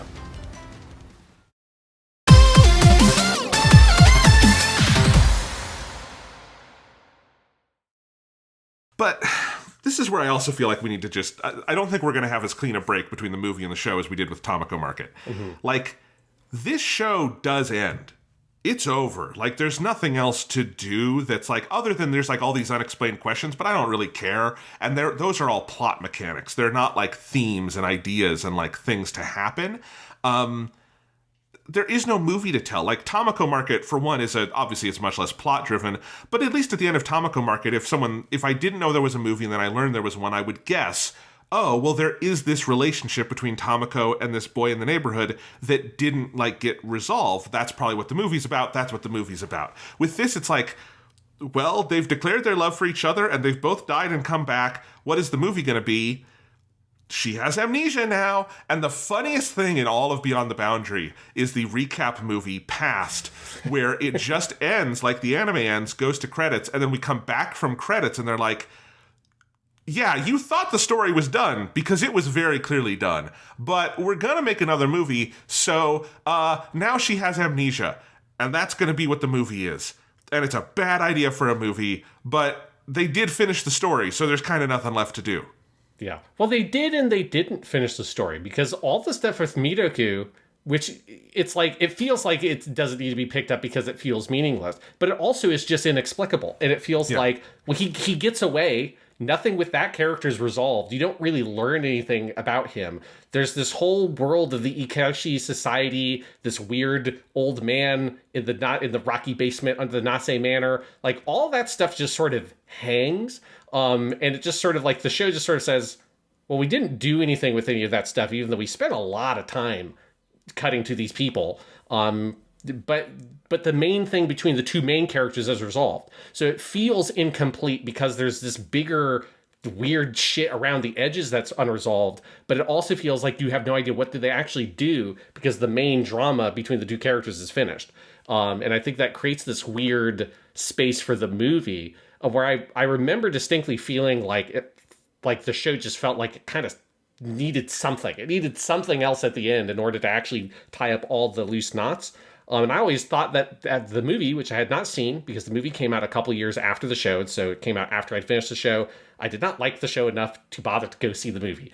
But I just kind of always assumed in the back of my head that that movie surely ties up whatever the fuck it was that felt weird at the end of Beyond the Boundary. And the reality is that it does not do those things. So let's transition to talking about digging in a little bit deeper with the movie here, because I do want to go over a couple of points around the production. So the movies were announced in July 2014 and released in spring 2015. So there's two movies. They're both just titled Beyond the Boundary, I'll Be Here. The first one is the past episode, or Kako Hin. That's the compilation film. It is not worth watching. You know, it's just mostly the last two episodes of the show. The only thing they do is they give you some of the episode 10 scenes at the very beginning instead. But there is that post-credit scene you're alluding to, Jonathan, of... It's so funny. And it's a post-credit scene. It's not like they changed the way that the last scene of the TV show is animated or anything. You get the ending of the TV show, then you get the credits. Then after the credits, you get a scene where she looks up and she goes, "But who are you?" And then collectively around the world, every single person watching the movie slaps themselves on the fucking forehead. It's like, no, not like the cheapest trope in the history of storytelling. But who are you? Where am I? Who am I? It's like, God, please, not Amnesia Story. But that happens. And then a month after that movie comes out is then when you get the future episode, or Midai Hin. So it's notable, there is a sort of quote-unquote pun there. There's the future episode. It's called the Midai's episode because it's the same kanji as the word future. So there's one thing that is a misunderstanding, I think, about this movie, because there's an interview with Ishidate Taichi that has been mistranslated in English, and a lot of people take it as meaning that there was supposed to be a second season of the TV show, and that second planned season got turned into a movie instead. But that's not what that interview meant. So I'm going to read the section of the interview as I've translated it, because the official English, or not the official one, but the fan English translation going around implies something different. So there's an interview Ishidate Taichi gave a little bit before the movies came out where he says, "After the last episode of the show, I was rather burned out," he laughs, "but the others told me, don't you have something more to say? Don't you have something more you want to do? The staff worked so incredibly hard that it would have been a waste to leave it at the TV series, and I had packed so many of my own thoughts and feelings into the series. We thought that we could please an even greater number of fans by delivering Beyond the Boundary in this different form as a film." And some people have interpreted some of what he says at the end there as meaning there's going to be a second season, and instead they thought, oh, well, people will be happier if it's a movie. That's not what he's saying. There was no continuation of the show originally planned. But when they decided, like, it seems like the staff convinced Ishidate, hey, this feels like it's kind of not done, because I agree, it does kind of feel like it's not really done. Let's do something else. And they decided a movie would be the best way to do that. Because I also don't think there's enough there to do a whole TV show season at all. So it's like a movie's the better option of the two.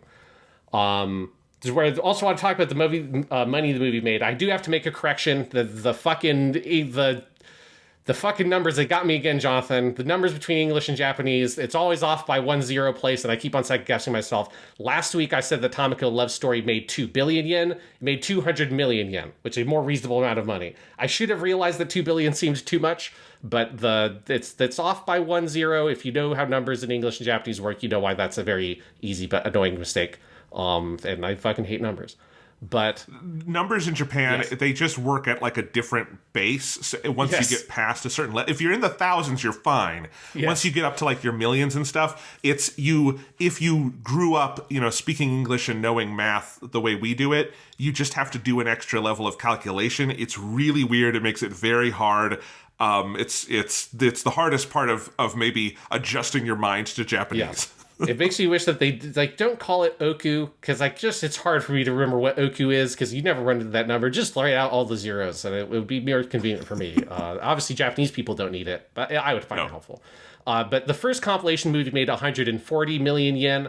In the future, the sequel movie, the one that actually has the new stuff in it, is 203 million yen, so more or less the same as Tamako Love Story, which is a normal amount of movie for a movie like this thing. It's not a lot of money. This released in small theater counts, all the same kind of thing as Tamako Love Story. The movie reviewed decently. Like, it didn't get trashed in the reviews or anything. I mean, obviously, it's a very good-looking movie, so I can see why it would be fun to watch in a movie theater on that regard. But it certainly did not win any awards, and it did not spark the same kind of critical interest as Tamako Love Story. And there was the 10th anniversary event, like Tamako Market / Love Story had, but it is like a notably smaller affair, or it was, because it was just only a one-day thing, and the one-day thing was just the two movies, the compilation movie and the sequel movie, which I have to say, if you're someone who's like, if you really liked Beyond the Boundary, I feel like you wouldn't want to watch the first compilation movie. You'd want to watch the TV show, because the first compilation movie cuts out huge swaths of what that show is. And Tamako Market had the, like, here is this crazy night where we're going to do the entire TV show and the love story in one just consecutive fucking viewing. Beyond the Boundary didn't get anything quite like that. And Tamako Market also had multiple different theaters doing multiple events over the course of several weeks. So it's where you can see the, like, difference between the cult hit kind of thing Tamako Market became versus Beyond the Boundary, which is, like, a notable show for, like, its visual appeal, but doesn't have the substance of Tamako Market to sort of build that kind of long-term fan base. In terms of the crew, you've obviously got most of the same people here. We've got Ishidate Taichi directing again. Hada Tajuki does the writing. Kadawaki Miko does the character design. Same composer. Ishidate Taichi did all the storyboards. He's the only person credited for storyboards, which is, that's a lot of work. There's some interesting stuff with the unit directors here. So you've got a bunch of people who are doing the quote-unquote unit direction, right, which is sort of how you divvy up the sections of the movie and have different people in charge of those. You have Yukimura Ai, Ogawa Taichi, Kawanami Eisaku, Yamamura Takiya, Kirami Yoshiji, Ishidate Taichi, and Fujita Haruka. Of those two, there's two names I want to zoom in on. Yamamura Takiya is someone who's kind of important to point out here. So Yamamura worked as an animator at KyoAni since Clannad, and his first director position was as an assistant director on an episode of Free in 2013, and then he goes on to become a regular episode director past this point, and eventually he's the guy who's the director of Tsunene, the sexy archery club boy series, right? So this is kind of one of the first big things he does is like this in Tamako Love Story. He's got a pretty notable credit there. I think he's the unit director on that movie as well. So that's an important one. And the other name that I've been waiting to see this name pop up is Fujita Haruka. Because Fujita, so she started as an animator at KyoAni on Nichijou, doing like key animation and stuff. And in 2014... What a show to start your career on. What a show to come in the door. I'm working at Kyoto Animation. What am I animating today? We've got this elevator scene. She probably didn't do that. Yes. I'm just imagining that as a crazy first in the door. Here you go, Nichijou. Yes. And we will see her name as an episode director on episode 11 of Chuunibyo season 2. So we'll get her there. That's the first episode she directs. But this is like her first, like, kind of really notable credit that's outside of the animation, like one of the animation roles. And that's really important here because she goes on to have a series Inshutsu credit, which is the same thing that, like, Yamada Naoko has on Sound Euphonium. It's the same thing that the asshole Yamada Yutaka had on the season 1 of Haruhi. She has that for Violet Evergarden, and she's the director of the first Violet Evergarden movie, right? Because there were two. You have the second one is just called Violet Evergarden the movie. This is, I forget the subtitle. This is the one that has the big subtitle on it. Love in the Eternal Memory Doll, something like that. Something like that, yes. And so that's very notable because it feels like, I haven't seen an interview where anyone addresses it in this way. But my impression has always been that Yamada Naoko is basically like Ishihara Tatsuya's protege, because she was on so many Ishihara Tatsuya shows. Like, when you do see some of the behind-the-scenes stuff with K-On!, you see how much, like, he went with her on the London trip with, like, 2 other people, right? So there's, like, this real sense of, like, she kind of came up under his instruction. And I get the sense when you look at these credits, I think Fujita Haruka is the same kind of scenario with Ishidate Taichi, because Ishidate Taichi had the series Inshutsu credit on Nichijou, and then obviously he's the director of this, and then he is also the main director of Violet Evergarden. So it's just kind of interesting. I've been waiting to see when Fujita popped up, and this was the first, like, notable credit outside of just animation that she pops up in, and it's pretty notable to me that it's on Ishidate Taichi's first movie. Yeah, that makes sense, and that's cool. I mean, that's so part of the culture at KyoAni, right? Yes. It's bringing people up with you through the ranks training, apprenticing, giving people opportunities. It's what makes them so good at what they do. So that's cool. And I'm glad to see that relation, and it means that even something where we're pretty hard on this show, looks like a lot of people got, chances to stretch their legs, which led to great art down the line. So that's awesome. Yes. But now let's talk about the movie Beyond the Boundary, I'll Be Here, which I'm just going to call it that because that's really what the movie is, the future part, whatever. It's Beyond the Boundary, I'll Be Here. Which, man, this movie, it's kind of like the TV show, but even exaggerated. Because it's a movie, the production is fucking gorgeous. There's some shit in this movie that looks so unbelievably good.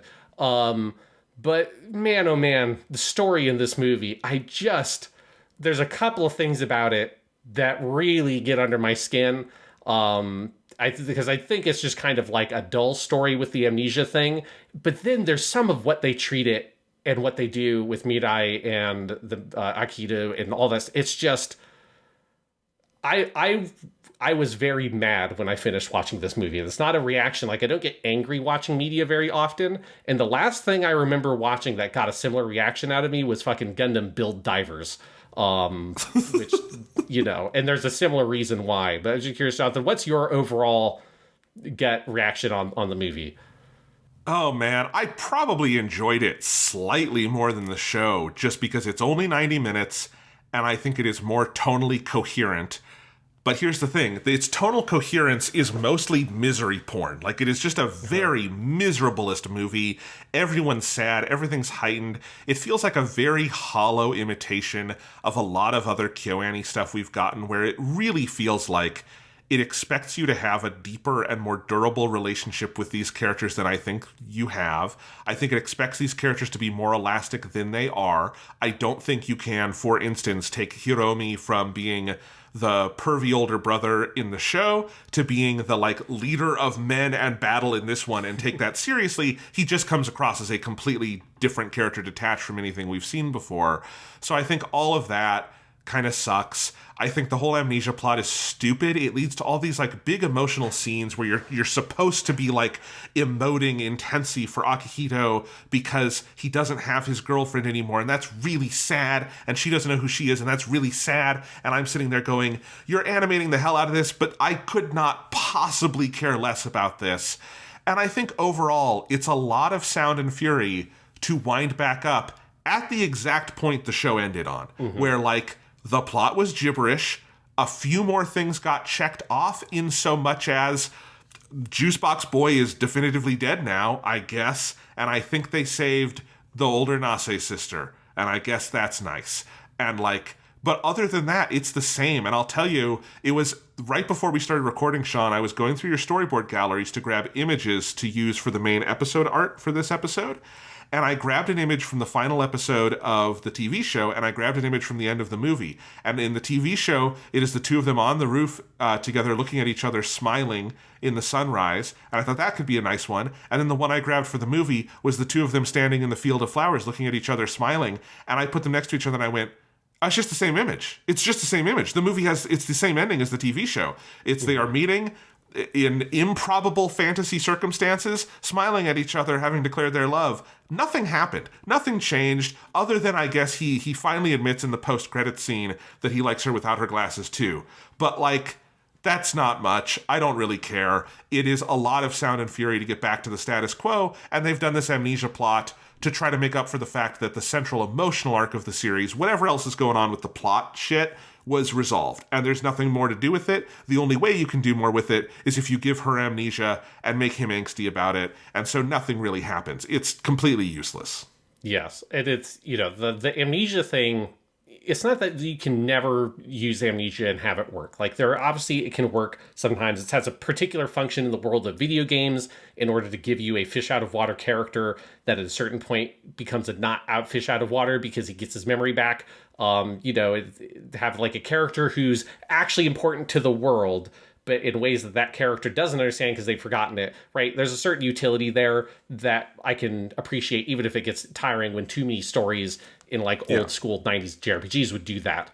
But a lot of times amnesia is just an absolute time waster. It's just a way to redo the same plot lines or just spin a character in a circle for a while other things happen. Thing I always think of with this is because it's a go-to example. Can I guess? Can I guess? Yeah, I know. Season 1 of 24? It's season 1 of 24, where Jack Bauer's wife gets amnesia just out of nowhere. It's like a car crash or something in the middle of nowhere. And she spends half an episode just like, I don't know who I am. And it's that every scene, they always start the same way. They look up and go, who am I? Or who are you? If they're with someone else. You're just like, fucking hell. And it's just a giant waste of time.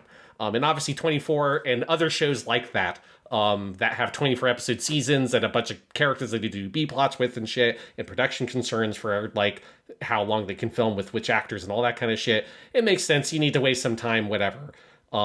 This movie though, it's kind of proof that like they don't really know what the broader story is, that they know they need to resolve the stuff with Miroku because that character is just inexplicable. It's something needs to be done with that.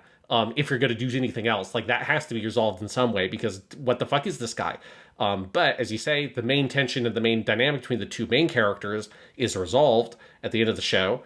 So you have to give one of them amnesia in order to waste time so that you can resolve this other thing. And it's just, it's frustrating from that perspective. But that's not the thing that made me angry. The thing that made me angry is that, like with Gundam Build Divers, there's this thing where a lot of the main characters do something that is just so unspeakably cruel and evil and awful. I guess in Gundam Build Divers, they don't do it, but they contemplate it for a frustrating amount of time. And you just can't accept it. And the show has no comprehension of just how evil it is. Just as a quick recap for Gundam Build Divers, just because it's very funny to explain, so I want to explain it again in case people have not watched that show. Gundam Build Divers is set in where there's like a VR MMO that all our characters play that has Gundam stuff. They really enjoy playing this MMO. But one of the main characters in that show is an AI girl who spontaneously came to life in the MMO. But for all intents and purposes, she's clearly like a person. She doesn't have a flesh and blood body, but she has like a consciousness. She's indistinguishable from a regular person inside the VR MMO. But they learn late in the series that her existence is getting so big that it threatens this MMO being able to continue. And so the characters are faced with this quote-unquote dilemma that they consider for the entire final arc of that show, which is either they save their friend, this little AI girl, and give up their MMO, or they say, we want to keep on playing our video game, so we're going to kill this little girl in order to keep our game around, which is just the most insane thing that any show has ever propositioned as a thing that characters have a hard time choosing between. It's the video game that I like, my World of Warcraft, or the life of this girl. Like, really, you put them on a pedestal. They're kind of similar weights, really. It's crazy. What this show does that just made me furious, and I feel like the movie does, and the movie does not ever really contend with, other than at least the movie ends with a long sequence of Akihito getting the absolute shit kicked out of him by Mirai, which I did enjoy, but I don't think the movie kind of realizes why that's my favorite part, and I did take copious screenshots of him getting cut to ribbons and kicked through a building, and it's very fun. And that's that Akihito makes the just unbelievably cruel decision, the one-sided decision to keep Mirai's memories from her and to just sort of delude her and gaslight her while she is left like wondering who the fuck she is, who are the people in her life, where does she come from, right? This is a girl who has amnesia, who her first memory of coming to herself is this boy smiling at her on a rooftop, and then that boy insists for repeatedly after that point that they have no connection, no relationship, it's some kind of mistake, you're just a normal girl, there's nothing else about you and whatever. And then also instructing all the other people that were her friends to do the same thing to her, other than Sakura, who's the only character who's tolerable in the movie, who's actually trying to help Mirai, and they all push her away and make her alone. And it's like, for what reason? Like, who the fuck are you to decide that her entire life, her memories, her feelings, her emotions, that all of those things in her entire experience, the things that make her who she is as a person, that none of those things are valuable and she'd be happier if she didn't have any of those? Who the fuck are you to make that choice? And it's particularly when he goes the extra mile, and this is the part where I got furious because it just was so cruel, where he says that even if she gets her memories back, that he would tell her that those memories are wrong, and he would gaslight her into thinking that those are false memories and that she's making some kind of mistake. And that is like literal supervillain shit. Like, that's actually the plotline of a Spider-Man comic book where Spider-Man gets amnesia and the bad guy convinces Spider-Man that he's a crook and a villain. And gets Spider-Man to do evil shit for a while. Like, this is supervillain territory, and he's doing this to the girl that he supposedly loves, that they had an entire TV show coming to this, like, sort of realization that, like, you can't make decisions for other people and the lives they lead, right? He got very upset with Mirai at the end of the TV show that she decided on her own to sacrifice her life for him. And he's not deciding to sacrifice his own life for other people. He's deciding to sacrifice Mirai's life for her, which you don't have the right to make that choice, my friend. You don't get to decide who gets to know what and who gets to live what for their own lives. Like, Mirai at least was making that choice over her own body and her own agency. And the way that he just takes that choice and her life away from her out of the sense that, like, this will be what makes her happy. And I get that the movie understands that is bad and it's wrong that he's done this, but it doesn't understand just how fucking cruel it is. And he does not get taken to task anywhere near to the degree he should. Because really, I don't even think this movie should end with these two characters getting back together. Because what he has done is so cruel to her that, like, I can't accept these people being together because he is just these bad fucking news. And Mirai, you should go leave. You should take Sakura with you. You should go to another town and leave all these fuckers behind, because all the other characters are implicated in it as well. Because Mitsuki also, she voices her concerns, but she ultimately goes along with it. It just accepts that what Akihito's chosen is the right thing. I don't know why she thinks that's the case. I don't know why Akihito has more of a right to choose Mirai's life and her memories and her future than Mitsuki. There's no reason why he gets to do that and she doesn't. But yeah, it's infuriating. Like, it's rare I've seen a character do something so just kind of evil that's supposed to be our main character and so cruel and meaningless and obviously fucking stupid that anybody with half a brain would look at this girl who's desperately trying to figure out what her life is and go, you know what? I think she's happier this way. I think I'll let her do this and just live a life of, like, meaninglessness and feeling like she's just completely unanchored from the world. Clearly, this is the better solution than us being in a romantic relationship that we spend an entire TV show trying to establish. Obviously, she's better having absolutely nobody in her life and no family and not knowing why that's the case or anything else, and also having a cursed blood that she doesn't know about that's obviously going to bring her life into danger when crazy monsters show up. But obviously, her not knowing any of this shit is better, and we should maintain that. God, Akihito fucking sucks. Okay, I agree completely. I mean, you are inarguably right about all of that. I didn't, like, get angry at it because I just couldn't take any of it seriously. Like, it's operating on a level of bad melodrama. I don't want to use just the word melodrama as a pejorative. Melodrama can be a very good thing. Most KyoAni shows are melodramas on some level. But, like, this is the bad melodrama. This is like when you say someone is being melodramatic, you're talking about Akihito, sobbing in the park with all the sakura blossoms because he just can't be honest with his amnesiac girlfriend. Like, you are at a level of, like, unreality where I don't know what they are asking us to buy into. I was thinking about this, like, there's a lot of scenarios in Kyoto Animation and plenty of other anime where the dilemma that the main characters are encountering is in some way fantastical. It is something that literally in real life you would never encounter, but it has some kind of analog to something that you would, and that is how you grasp onto it, right? This kind of thing happens all of the time. And sometimes KyoAni goes to something much more direct, like Rika in Chuunibyo, someone who has, lost their father and been abandoned by their mother. This kind of thing happens a lot, right? So, like, you can very easily grasp onto that.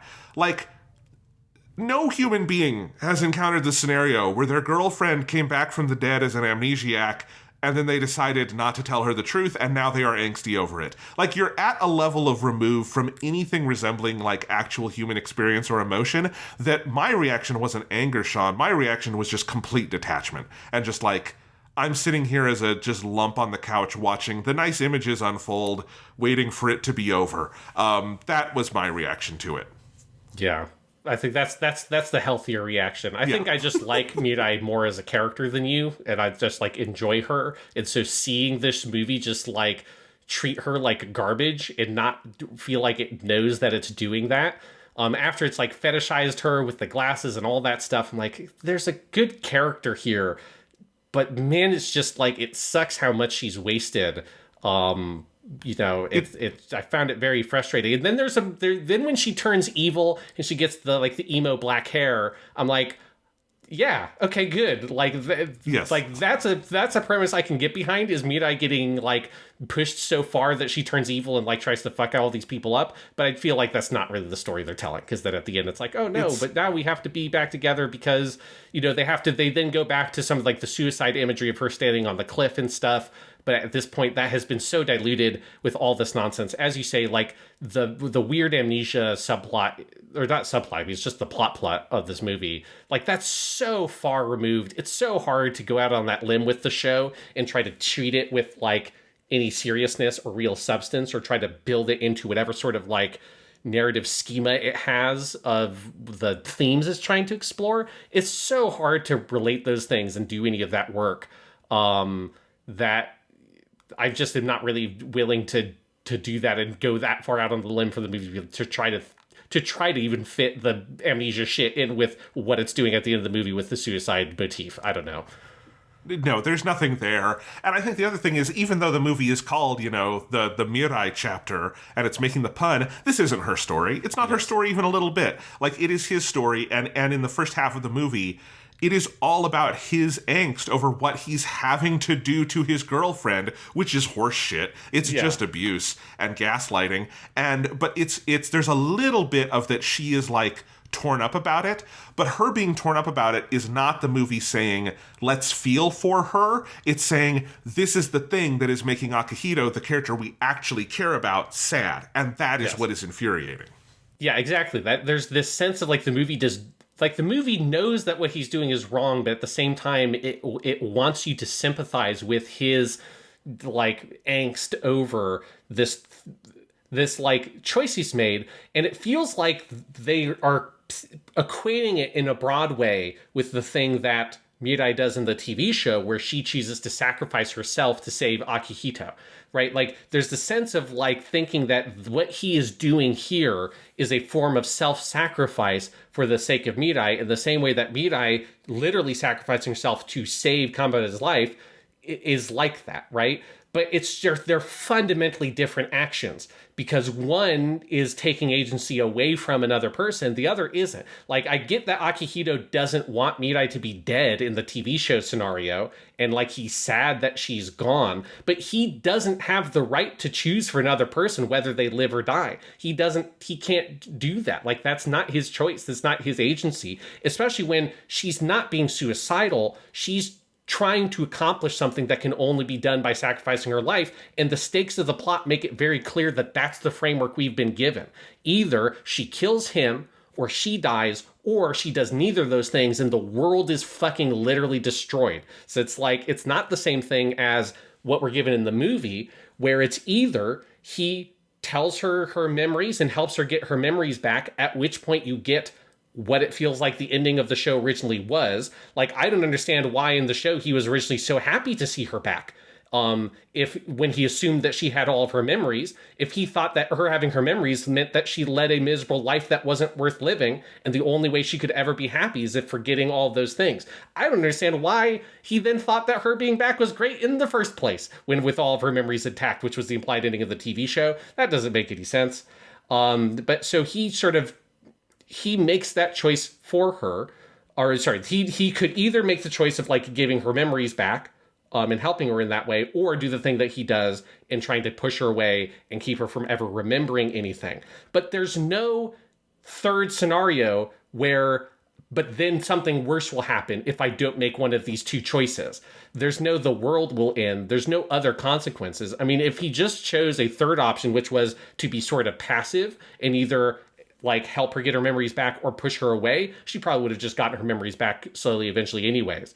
And so there's no pressure. There's no reason why he has to do this cruel thing. There's no reason why this choice has to be made, like in the TV show. And so it just comes across as so self-serving and so cruel. And then for him to, on top of that, be so torn up about a thing he's made the unsolicited, proactive decision to do, a thing that nobody asked him or wanted him to do, and then he's frustrated that he did it. It's like, what are you even doing? What are you going on about? You are the most annoying person on the planet who's just creating your own hell that everyone is trying to insist you pull out of because all you're doing is hurting everybody. But he's just like, no, I'm going to keep on doing this. Why? Ugh. And that's the best reason he could give. It's like, fuck you. I'm glad you got kicked through a stone pillar, you piece of shit. Yeah, no, there's definitely some cathartic imagery there. At the end when he's getting beat up, I definitely think Kuriyama looks good with the evil black hair. I'm into that. And I wish she just, went off and did everything. Just kill everyone. Go crazy with it. It's kind of like in Gundam Seed Destiny when Sheen goes after Orb and you're supposed to be like, no, Sheen, don't go to the dark side and fight Orb. And I'm like, these motherfuckers have been messing up everything. Go for it, Sheen. Destroy the whole society. Burn it down. This show sucks. Yeah, that's definitely the feeling that I get from the end of this. We can connect everything to Gundam, motherfuckers. Don't worry. Yeah. See, Destiny, yeah, definitely is another series that gives me these similar, just like angry feelings, where it's just like, God, why is this happening? Like, why is this everything a story has you've been chosen done wrong? to tell? Yeah. Yeah. No. Yeah. There's just not a lot to say about this movie. I don't think it is. It is done with a lot of artistry. It is beautifully animated. It has maybe the most spectacular hair fluttering in the breeze animation KyoAni has ever delivered, just over and over again. I think it's very well storyboarded by Ishidate Taichi. But God, it's really hard to care by the end. It feels a lot longer than its 90 minutes. And yet it accomplishes so much less than something like Tamako Love Story. And that is, I know, an unfair comparison to hold it to, because Tamako Love Story is like one of the best animated movies we've ever watched. And it's made by someone in Naoko Yamada who she's younger than Ishidate Taichi, but had made a lot more stuff as a director. But this just doesn't work. And there wasn't a movie's worth of material left to do at the end of that show. Whatever things the show left hanging, they weren't things that you could congeal into a story to tell. Yeah, clearly, because they couldn't really figure out how to do it.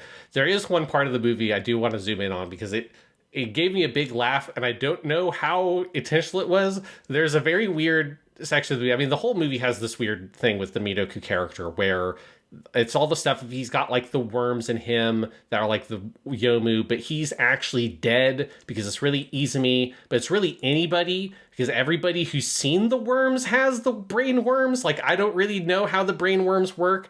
It's very confusing and weird. But there is this incredible campy ass scene that I don't know if they realize how ridiculous this is, where they go to this abandoned mall after Mirai has turned evil, and they all go to the abandoned mall and are trying to figure out what is going on with the brainworm shit, and they've been led there. And once they're there, Mitoku, the bad guy, he's all looks fucked up, he's got an eye patch and all this shit, he gets projected on these big banners that are hanging down from the ceiling of the mall, and there's a film projector there. They shows you a shot of the film projector where he tells them his evil plan after he's dead, because his skeleton is there too, so he's already dead at this point. Which is that's some Saturday morning cartoon fucking villain commitment, that I'm going to make a film reel of me explaining my evil plan that I'm somehow going to set up that it's going to start projecting on these weird ominous paper strips hanging down from the ceiling of a dead abandoned mall, where I explain my evil plan and laugh evilly. That's already amazing and makes no sense, and I'm like, what the fuck is going on with this? This is so extra what this guy is doing. It goes to the other degree, though, of where it runs out of film reel and it stops. And then they start talking for a while, and they're sort of trying to what's going on? And then a giant TV that's also in the mall comes on, and it's another video of him going, oh, but by the way, here's this other thing too. And then Mirai jumps through and breaks through the TV and attacks them. But if you just think about it from Mitoku's perspective of what this guy did, he knew he was dying, and for whatever reason he decided, I'm just gonna fuck with these people and try to ruin the world. I'm going to explain my crazy evil brainworm plan on a film reel, but I'm only going to do about 2/3 of it on the film reel. I'm going to set it up so it starts automatically projecting. Then after the film reel's done projecting in this weird dead mall, I'm going to give it like 2 or 3 minutes to let that sink in.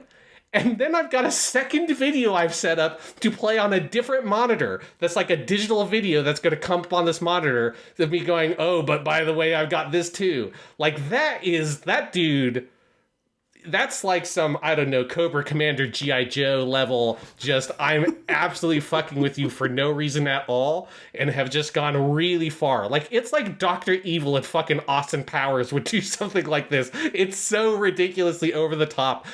And obviously it's just for the stylization of the video, because the imagery that they do and the way that the shots are directed, it looks fucking great. But it's so funny. It's so insane how they've set up that scene when you try to think about what has actually happened here, literally. Yeah, no, it's a complete parody of itself. I liked... It's the only time I think he comes alive as a villain, because it is just so extra. But it's also... It's again the tone of this thing. That's a level of extra and drama queen shit that you just don't get from the rest of the series. It's a level of panache and style that is not there. That these characters do not feel like they live in a world where people do that. And I like the world where people do that because it's very fucking entertaining. But that's not what this is. Yes, it is a weird moment in the middle of that movie that at least I got some real enjoyment from. That was my favorite part of the movie, because that's where you get cool black-haired Mirai. You get this dude just going off about his crazy evil plan. Then she comes in and kicks the shit out of Kanbari. I'm like, you know what? Maybe this movie's not that bad. This is okay. Yeah. But is there anything else really worth saying? We haven't talked about Akihito's mom yet, the most baffling part of Beyond the Boundary, and she's in the movie too, so I guess that would fit here as well. Yes, so you do have Yayoi Kanbara, who is the main character's mother, who in the TV show, she just pops up in a bunch of random moments in a Obi-Wan Kenobi hologram-esque way, in a way that is weird. I don't know how that technology is supposed to work, but she's like a little hologram, and she cosplays as a different animal each time, and she's just a very over-the-top character. She's voiced by Hinami Kono, who, is one of our KyoAni regulars, right? She's Hakase in Nichijou, Kogami Akira, and Lucky Star. She's the dog potato in Aaron. I will never forget that. She is also, because I've been watching some of the Full Metal Panic Fumofu, she is one of the actresses who's just like a girl A in Full Metal Panic Fumofu. So she's a real old school KyoAni pull. And I find the vocal performance kind of funny, but it's the character's so weird. And it's one of the tonal dissonance things. It's she's just out of a different register than all the other characters. And it's just kind of, she's from the same world as episode 6 and from the world where people think the glasses joke is funny. The 5,000th time they've made it, right? She's from that side of the show, not from all the other parts. And so when they occasionally try to have her do something dramatic in the last episode of the TV show or near the end of the movie, she shows up, it has to be a serious character. It's confusing and it doesn't really work. And her relationship with Akihito is just inexplicable. I don't really know, right? There's this whole theme in the movie, I'll be here, of you need to be with the people you care about, right? That's what the movie tells you at the end of that, what it was about, which is man, Akihito really need to learn that lesson, because he's a fucking jackass. But also there's a lot of other characters like Yayoi who feel shouldn't that lesson apply to her too? Hasn't she just abandoned her son to this weird dramatic fate for seemingly no reason? And it's one of the places of where the world building being so vague of is she actually a human? They tell us that she is, but is she not? Because she's implies she's the guardian of the boundary between the two worlds or something. It's so vague at the end of the movie. It's just a very weird character that exists in that Midoku-esque place where you're is there supposed to be more to this character that we're supposed to be kind of teasing out or something? It's hard to tell.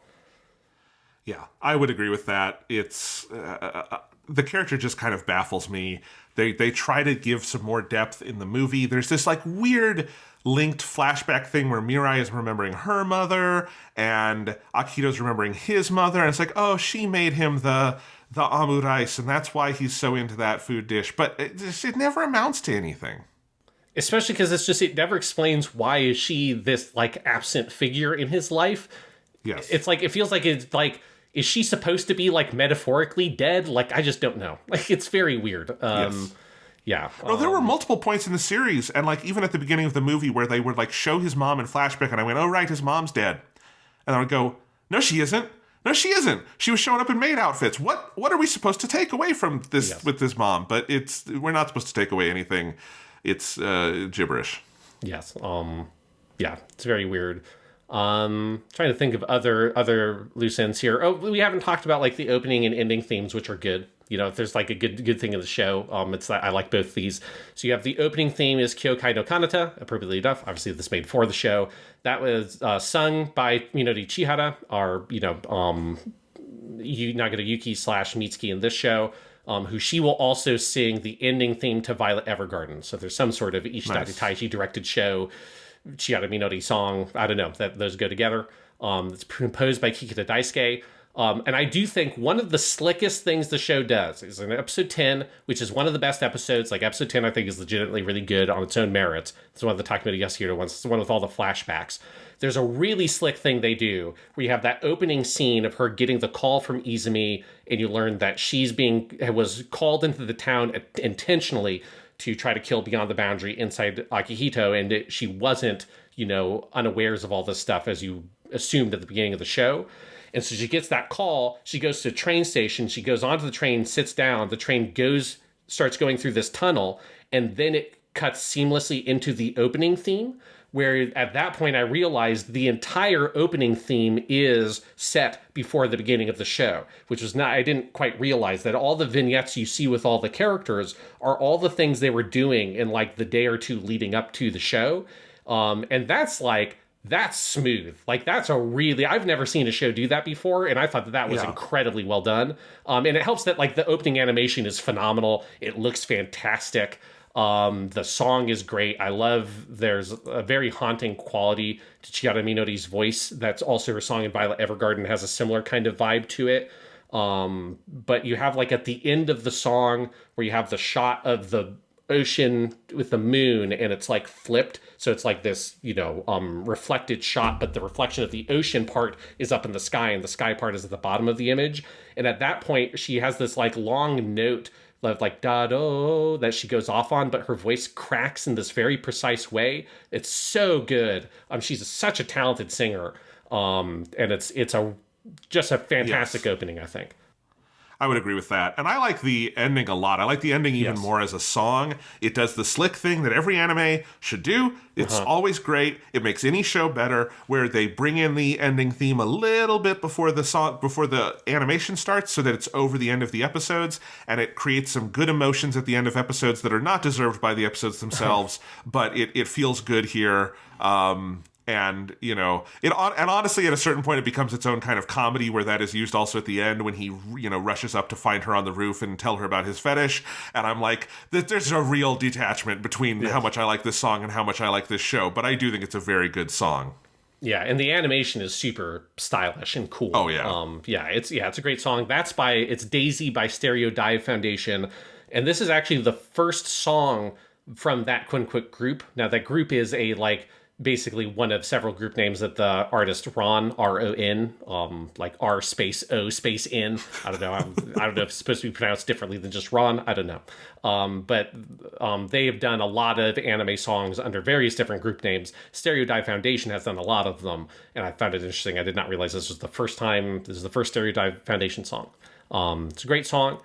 You also have Aitakata Sora, which is the ending theme for the movie. That one didn't stand out to me as much, but I didn't really listen to it too much because I skipped through it. I was very checked out by that point. I should listen to it later, just removed, because I'm sure it's actually a good song.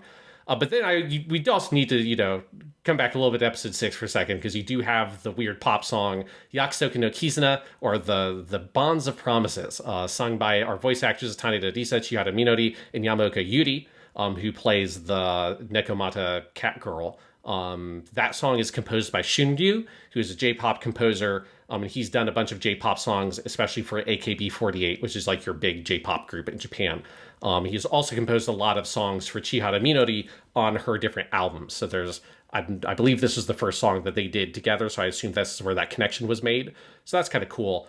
That song is not, I think, like particularly notable on its own merits. It's obviously just made to be the J-pop song for this dance sequence.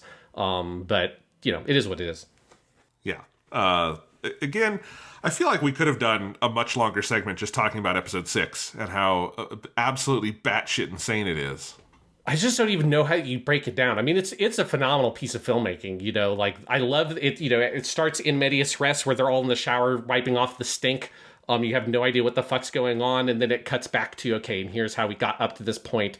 You have the whole gag of where Mitsuki gets sprayed with a different kind of stink that like she can't smell, but everyone else can. So she gets put in like a bubble. Then eventually makes a boundary around herself. Like, yeah, it's a phenomenal episode. Like, it's the best thing in the show on its own. Like, if you just did that as a short movie or whatever, it would be a little bit confusing about like what is the setting for this weird short film. But honestly, not that much more confusing than it is when you put it in the context of the show. It's just confusing in a different way.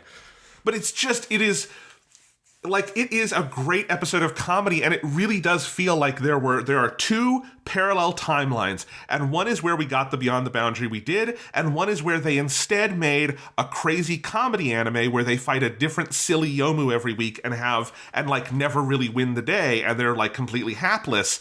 And we just, one episode from that other timeline fell out of the wormhole and landed in our Beyond the Boundary, because it is a totally different TV show. It has different like laws of physics. It has different like everybody's problems are so much more vague and unimportant. It doesn't even resolve. They never defeat the Yomu at the end. It's a complete joke, and then the episode ends and it has like a comedy ending card, like da-da, we're over, like it's a Looney Tunes short.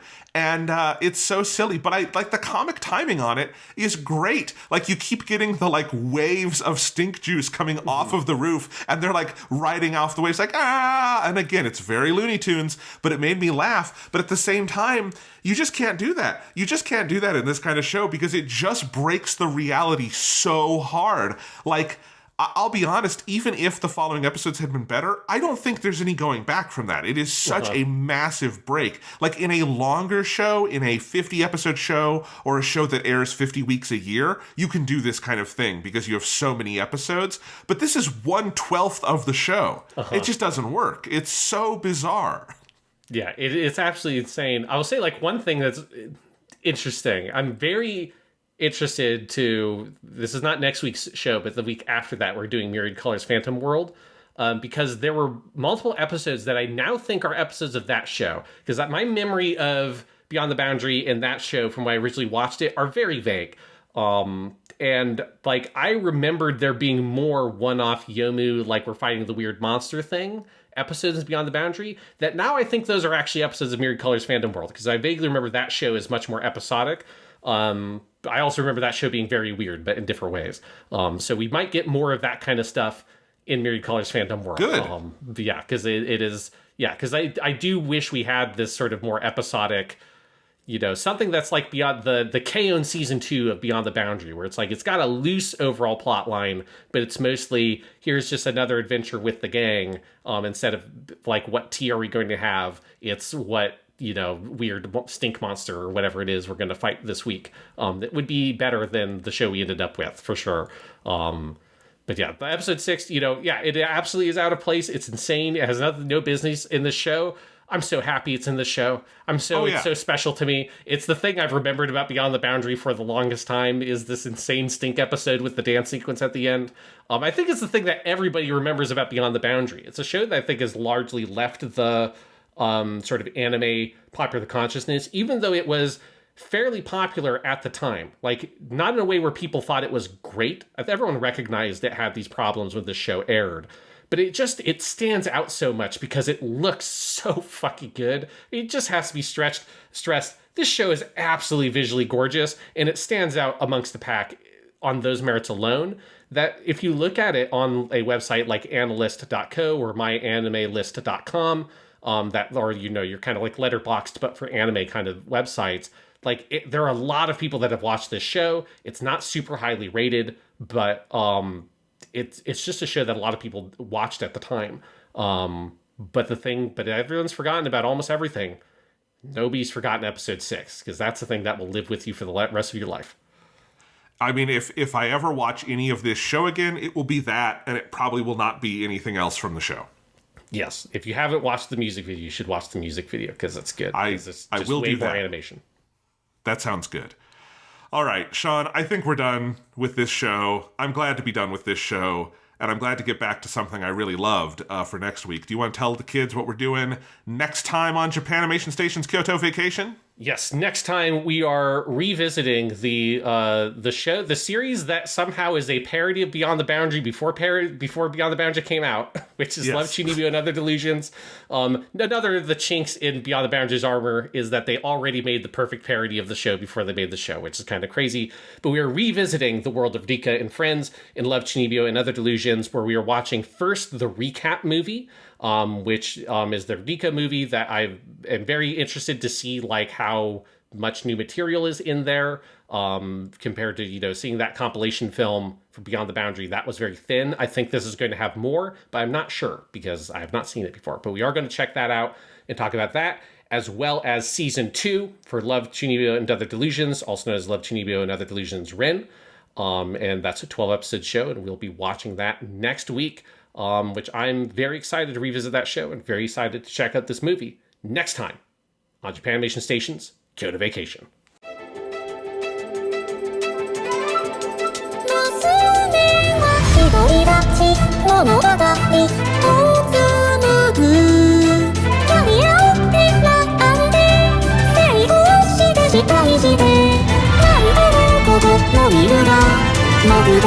「